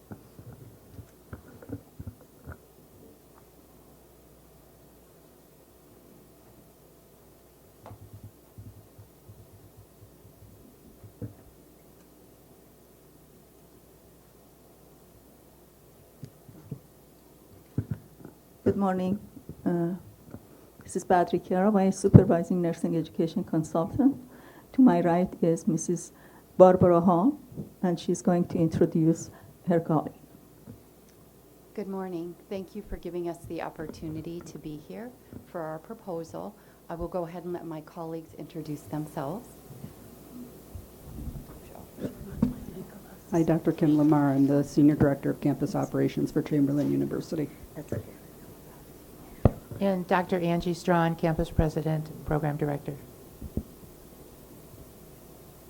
And my role is Senior Manager of State Licensing and Regulation. In the audience, we have our Director of Regulation and Accreditation, Tona Likert, and then we also have Dr. Fazia Farazali, who is our Sacramento Campus President. Thank you. This is presented at the ELC meeting, the Chamberlain College. I'm just going to go over the enrollment, and I provided you with all of the information. The enrollment based on the past experiences that the Chamberlain has, they're trying to enroll 40 students 3 times a year. And the cohort will be based on the following. 10% of each cohort will enroll with no general education, and they will, or transfer, for the transfer credit, and will complete the degree in 9 semesters. The students will be full-time through the program. The second option is the 40% of each cohort will enroll with some general education and transfer some credit, and will complete the degree program in 8 semesters.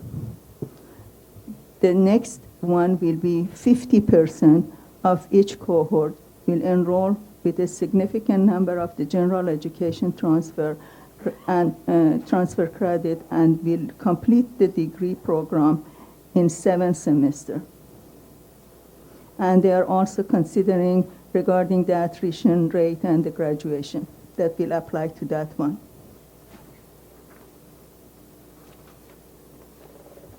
Where's the program located? The program is located in Irvindale in San Gabriel Valley. Irvingdale? Yes, in Irvindale, California. It's in the San Gabriel Valley. In the San Gabriel. What team? It's right by Baldwin Park. Yeah, near to Duarte and Baldwin Park. What kind of team is that? That's my hometown. It's close to my house, too. Chamberlain anticipate the initial enrollment, a group of 40 students, to begin the coursework in January 2021. Students are admitted directly to the program and are not required to complete the general education courses prior to the acceptance into the program. Chamberlain operates on a student-center basis, and also the curriculum will be started. The 3 times that they are going to admit them will be fall, spring, and summer. Are there any other schools that have come forward about clinical displacement issues? They have sent 66 letters, and there was only 18 letters that were responded, that 9 of them they had some concern out of the 66. And they have provided very thorough assessment of all of those things, and they have contacted them several times. So there's only 9 of them out of the 66 that they have responded. There might be some concern, but they were not specific. They can address that one. Are they a part of a consortium? They are not, but they are willing to be a part of the consortium. Because is this LA's, would this Yeah. be considered Los Angeles County's That will be. consortium? Yes. Okay. But they already have reached to all of the facilities, the hospitals. I also conducted the visit to that area, and they are still renovating part of it, and I will be continuing working with them, and they have to provide the report. What's the cost of your program? I already have it. No, I was asking her. Okay. What's the cost of your program? As Baudre said, only 10% of our students complete the program in all of the semesters. It's $97,000 for that program, but the vast majority, so the 40 and the 50% she talked about, it's about $76,000 for those students. Okay. Are there any questions from the other members? Yes. Where are their clinicals being done? They are all in the San Gabriel Valley area and several other places that they have indicated and provided you with the list of them. I have the full list that it's varied from all. It goes to the LA, part of the LA. It's in San Gabriel Valley, and very few of them. They even counted all of the mileage that they have to go to all of those 50 places, clinical places that they have really got the approval. Thank you. So I need to understand better, obviously, the concern the concern that was expressed around clinical displacement? The 9 one that Yes. they said that they have So some there's- concern. yeah, so I will there's 9 refer- of them. Yeah, I will refer them to the Mrs. Hall. And I'll go ahead and let Dr. Angie Strong speak to that in detail, but currently there are no schools that continue to voice any concerns with displacement after the work we've done with them. Thank you. I'd like to address that. I did follow up with each of those 9 in written communication, and then I did an assessment of where we may have clinical agreements that overlapped with those schools, and then went back to each of those 9 schools, actually found that 3 of them we did not have any shared sites, and then went back to the other 6, and again communicated by voicemail and email. So I think that we've really been sensitive to concern. It's not really been opposition. I think it was something new, and they just wanted more information. And so we've had detailed written and voicemail communication to them.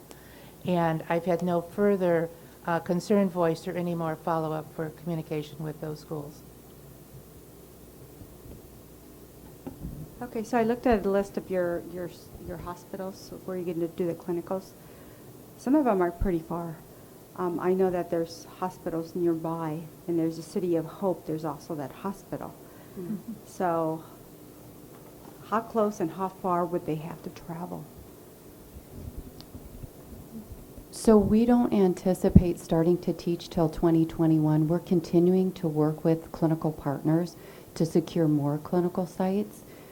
Right now, the average is about 25 miles that a site is away from the Irwindale campus. And do you have a letter of support from Azusa Pacific? I think that's really close, isn't it? I'm sorry? Azusa Pacific College? Yes. Do you have a letter of support from them? I'm sorry, I can't We did download my reach machine. out to them, and they didn't have any concern that they voiced with us, but we did reach out to them. Okay, thank you. Sure. Question. So are you representing to the board that you have talked to the 9 schools that had some concerns about clinical displacement and have resolved those concerns with every single one?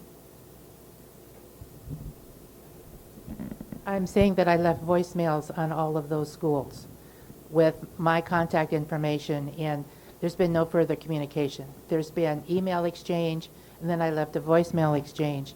And at that point, there's been no further response from any of those schools. So I'm making the assumption that through 2 written and 1 voicemail that their concerns have been allayed. Have there been letters sent to the board? Those letters, no, I haven't. Some of them have been sent to you, but if you want, I can ask them and they can forward it to you. No, have they sent it to you? Did they send any letters to you? Yes, they did, some of them. But not all of them? Not all of them, because I didn't request all of them. We But they have included- documented very clearly in their report the number of the schools, and they provided me with the list of all of the hospital, all of the schools, with the mileage, with everything. They have done a thorough evaluation of that. And we have been in communication constantly with each other. Go ahead. We included in our packet 3 letters of support. We did not get any letters of opposition that were sent to us or that we received.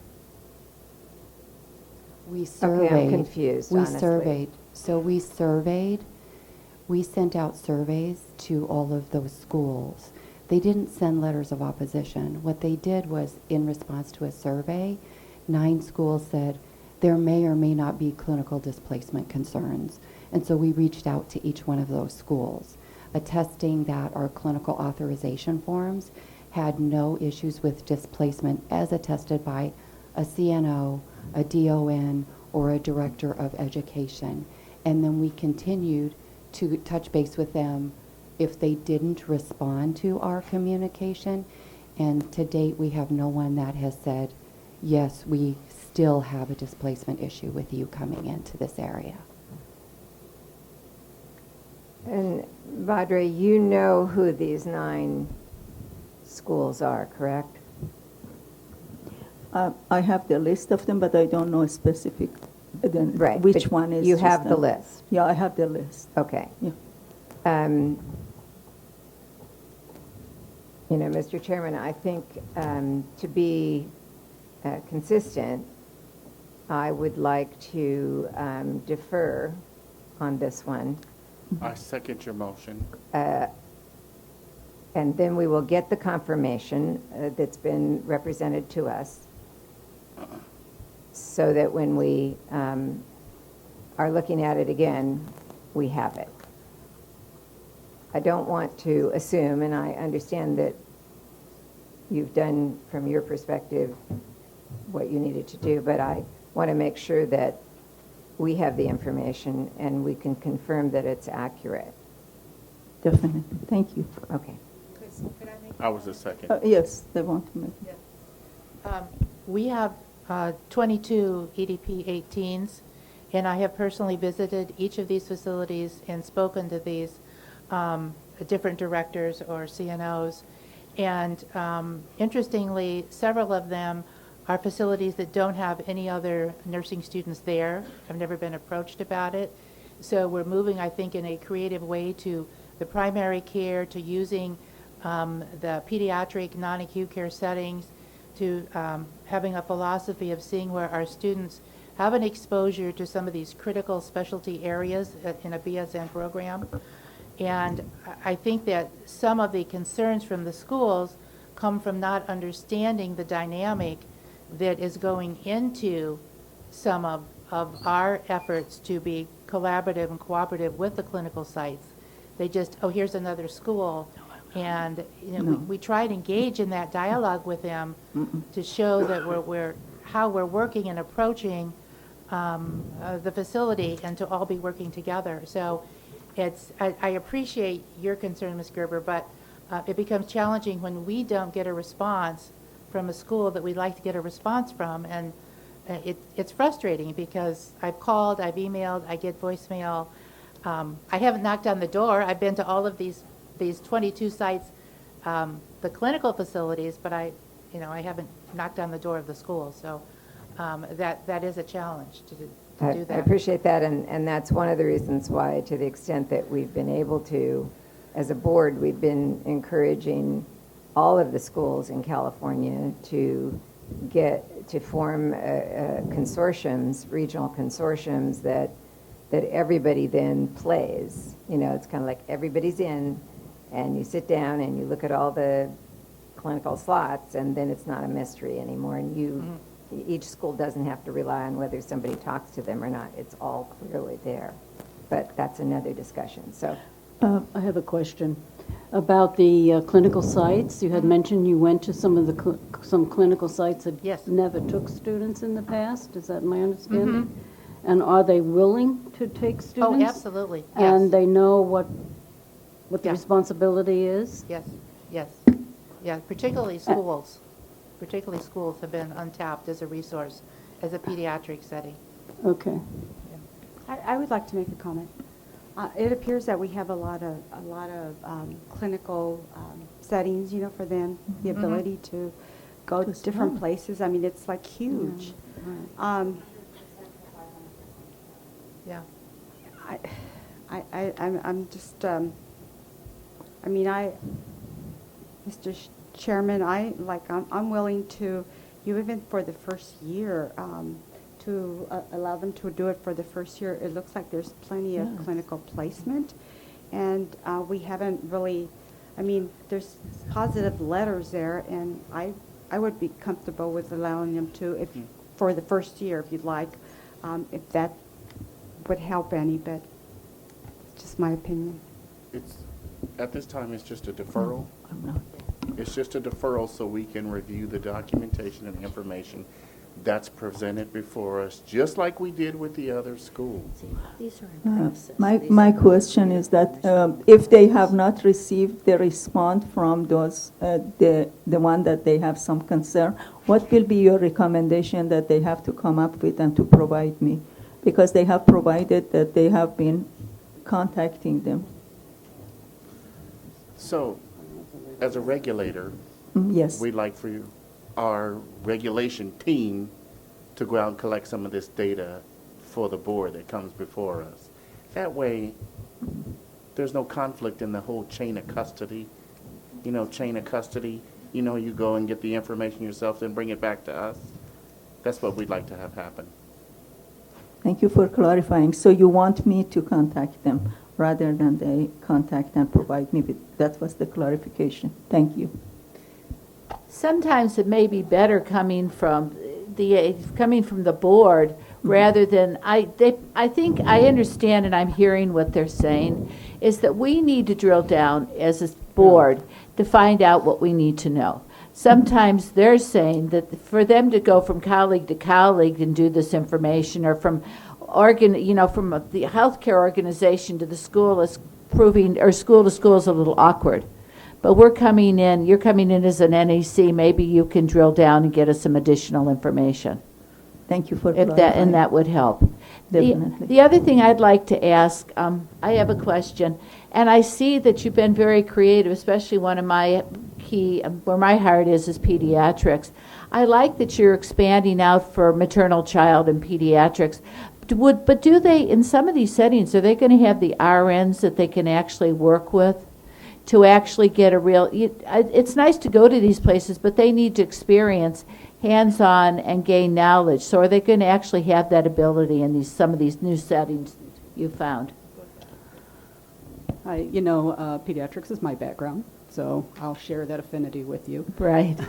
And it's a passion of mine that we recognize the vast majority of pediatrics does not happen in an ICU. You know, it happens in outpatient settings from an intensive care And at area. home. Right. Yeah. So, but these settings at the schools do have RNs present, and we also provide RN faculty that are approved by the board to guide these experiences. Thank you. Oh, and pediatric home health is the same. I just have a comment. I appreciate everything that the NECs that you do. I think we as a board just need to give you very clear understanding of what we expect, and so it's like we're making decisions today as to this one yes, this one no, and I know we're trying to be fair, so maybe we can talk about it later on, that this is something that we're going to expect from everyone and not from now on. I'd like to echo on that. I feel like we haven't given you clear directions on maybe what we need. I've seen this. This is the third time, I believe, where we wanted information as to why those schools, but we haven't asked you to do that. And that's our job. We should put that in a position where you know that this is the information that we need. I appreciate it. Thank you. That will be greatly assisting all of us. I guess I have to be more direct than I already am, huh? Uh, I guess so. I think That's we go what's case being by case requested. basis. Thank you. That's being requested. They want me to be a little bit more direct. Thank you. Call for the vote. Mr. Wait, are there any public comments related to this? Are there any public comments related to this? Seeing no public comment? You had a question? I just want to understand what we're doing. So we're deferring until the October ELC meeting where we represent again? Or? Exactly. Okay, thank you. Call for the vote. Trendy Phillips, yes. Imelda Seha Butkwitz, no. Michael Jackson, yes. Donna Gerber, yes. Elizabeth Woods, yes. Ken Marlborough, yes. All right, thank you. Thank you very much, and we'd also like to thank Baudre so much for all of her guidance and support. Thank you. 7.7.4, the Marcia First School of Nursing, San Diego, Associate Degree Nursing Program, presented by Carol Vellis, Nursing Education Consultant.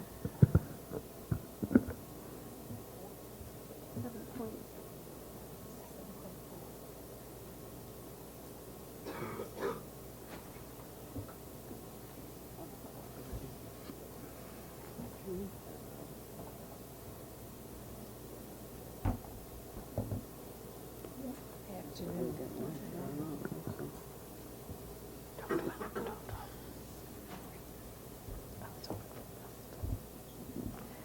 afternoon again, Dr. Carol Vellis. To my right, I'd like to introduce Dr. Gloria Bellotti, who is the Dean and Program Director of Glendale Career College. Next to her is Dr. Deborah Chow, who was the previous Program Director of Brightwood College, who was hired by Glendale Career College to do the teach-out. Next to Dr. Chow is Mitchell First, who is the owner and sole proprietor of Glendale Career College. And could you please, Mitchell, introduce the wonderful man on your right?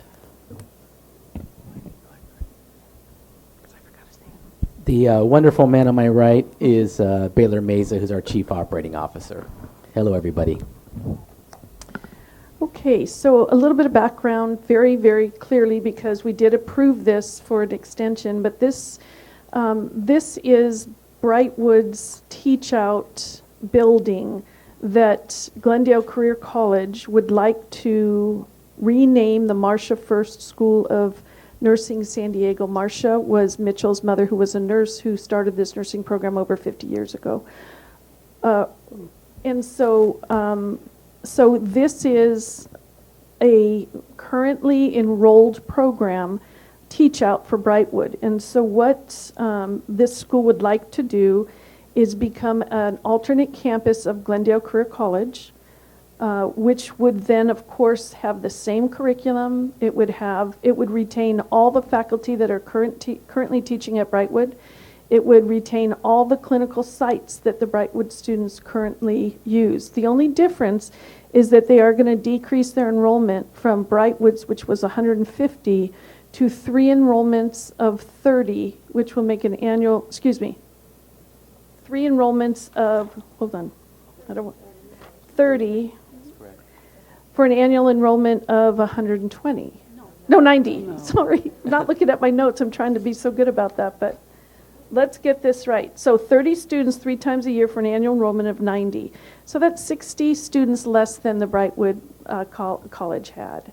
So again, it's the same curriculum, which has been very successful. Last pass rates for Glendale Career College was in 91.21, and that included the Shepherd students who also were part of a teach-out plan.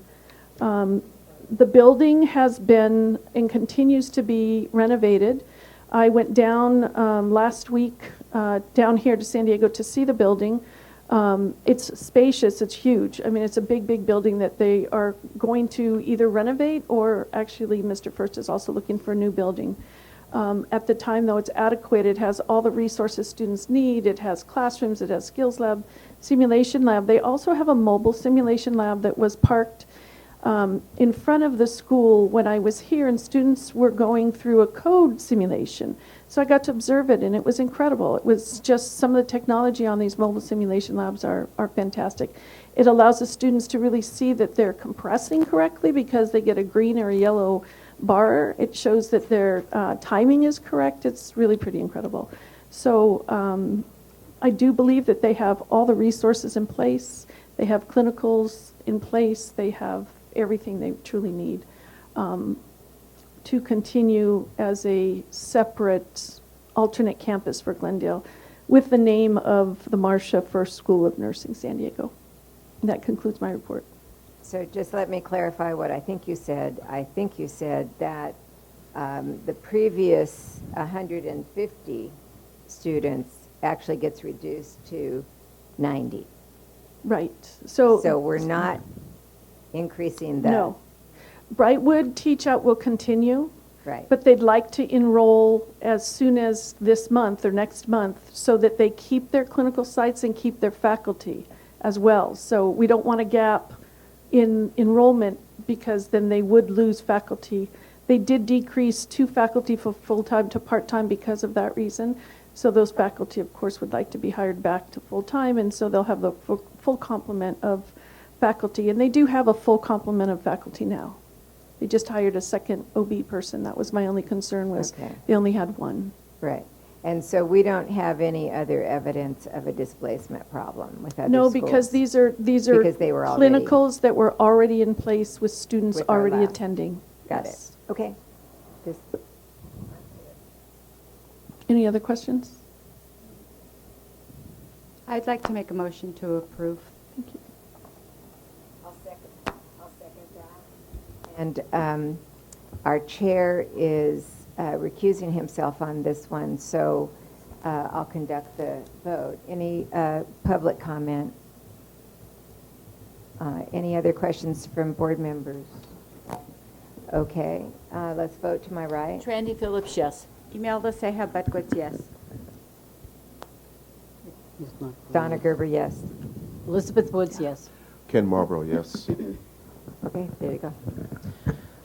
Can I, before I, thank you very much for the vote, and Ms. Phillips, I just wanted to go back to a comment that you made a little earlier, and share, maybe offer some things in this way. You were talking about some of the surprises that has happened with some school closures, and this is a very unfortunate situation, as you all know, and I think, as Dr. Vela shared, is that our institution has, kind of stood in the gap for the Shepherd students and the Brightwood students to finish those students up and to graduate them with awesome Nclex pass rates.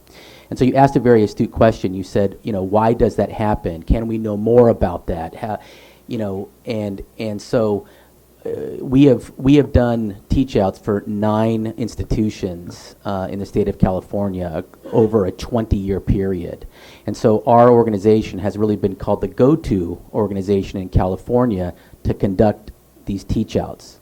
So recently I was at the Bureau for Private Post-Secondary with the executive director, the bureau chief, the deputy bureau chief, and that kind of thing, talking to them about this very subject. And in fact, I've recently been interviewed by several think tanks that are recommending new regulation to Congress and subsequently to the Department of Education on this very subject. So I just wanted to share with you that it's a very complex discussion. It's a multi-faceted discussion, and because I have so much kind of knowledge about this, and because we've done this so many times, that I'd be happy to share either with you or the board members to kind of fill you in, to educate the board about this subject and how truly complex it is and what can be done, in this regard. And so you guys have additional information and understand it as on a go-forward basis. So I just wanted to offer that to you because I think it's very, very important and a very great question. Whatever information you have, will you put it in a letter and send it to the supervising NECs? Mr. President, I'd love to do that, but it would be like, I think, a book. And so it wouldn't be just an email. Get the highlights. Get the highlights. I don't work home health. I don't write books. I'm an ER nurse. You need the bullets. You need the bullets. So That's I'd be happy to do that, and just wanted to offer that knowledge to the board. Thank you very much, and thank you again for your positive vote. One more. Item 7.75. Thank you. Stanbridge University School of Nursing, Associate Degree Nursing Program, presented by Badri Caraway, Supervising Nursing Education Consultant. Where's the school located? Los Angeles. This campus is Los Angeles, but their main campus is in Orange County. Okay. Irvine. And this is an expansion of a new campus? That's correct. Where? It's in Los Angeles, Alhambra. Okay. Badri Caraway, Supervising Nursing Education Consultant with the Board of Registered Nursing. To my right is Mr. Yasid Birasurian, who is the founder of the program, and he's going to introduce his team. Thank you, Ms. Caraway, and good afternoon to the board. To my right, is Dr. Kelly Hamilton, our Vice President of Instruction, and to her right is Ms. Tracy Fry, Director of Nursing. Thank you.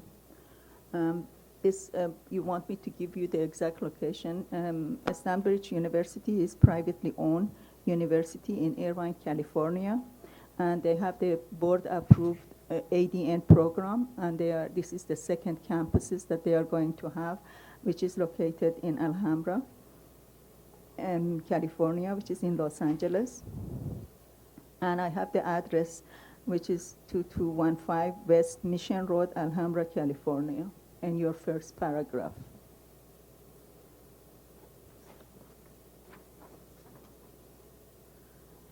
in terms of their enrollment request, that's the pattern of enrollment. The goal is to admit 35 students 3 times a year, first calendar year for the total of 105 students in 2020. Thereafter, the goal is to admit 30 students 4 times per calendar year for a total of 140 students a year. Okay, when would that be? When would they go to the 140? 2021. Thank you.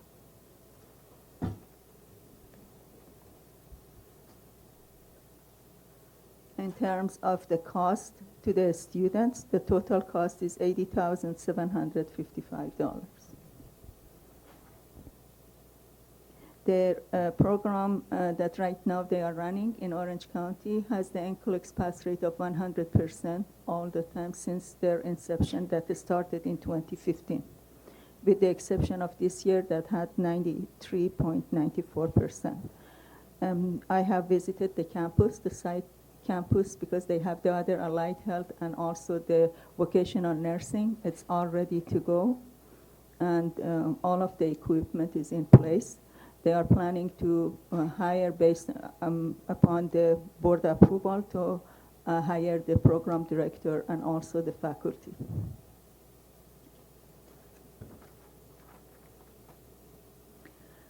In terms of the clinical placement,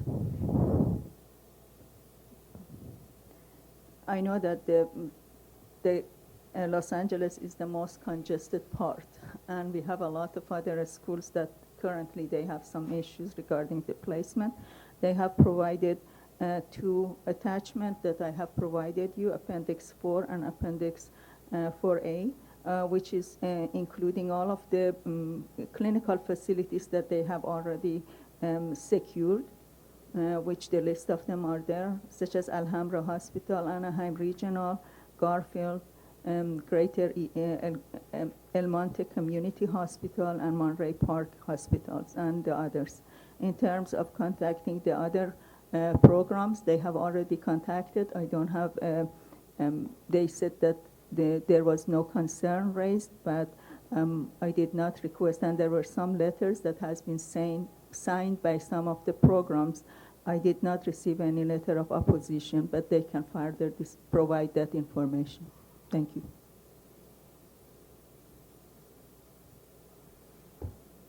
Questions from the committee? The board? Sorry.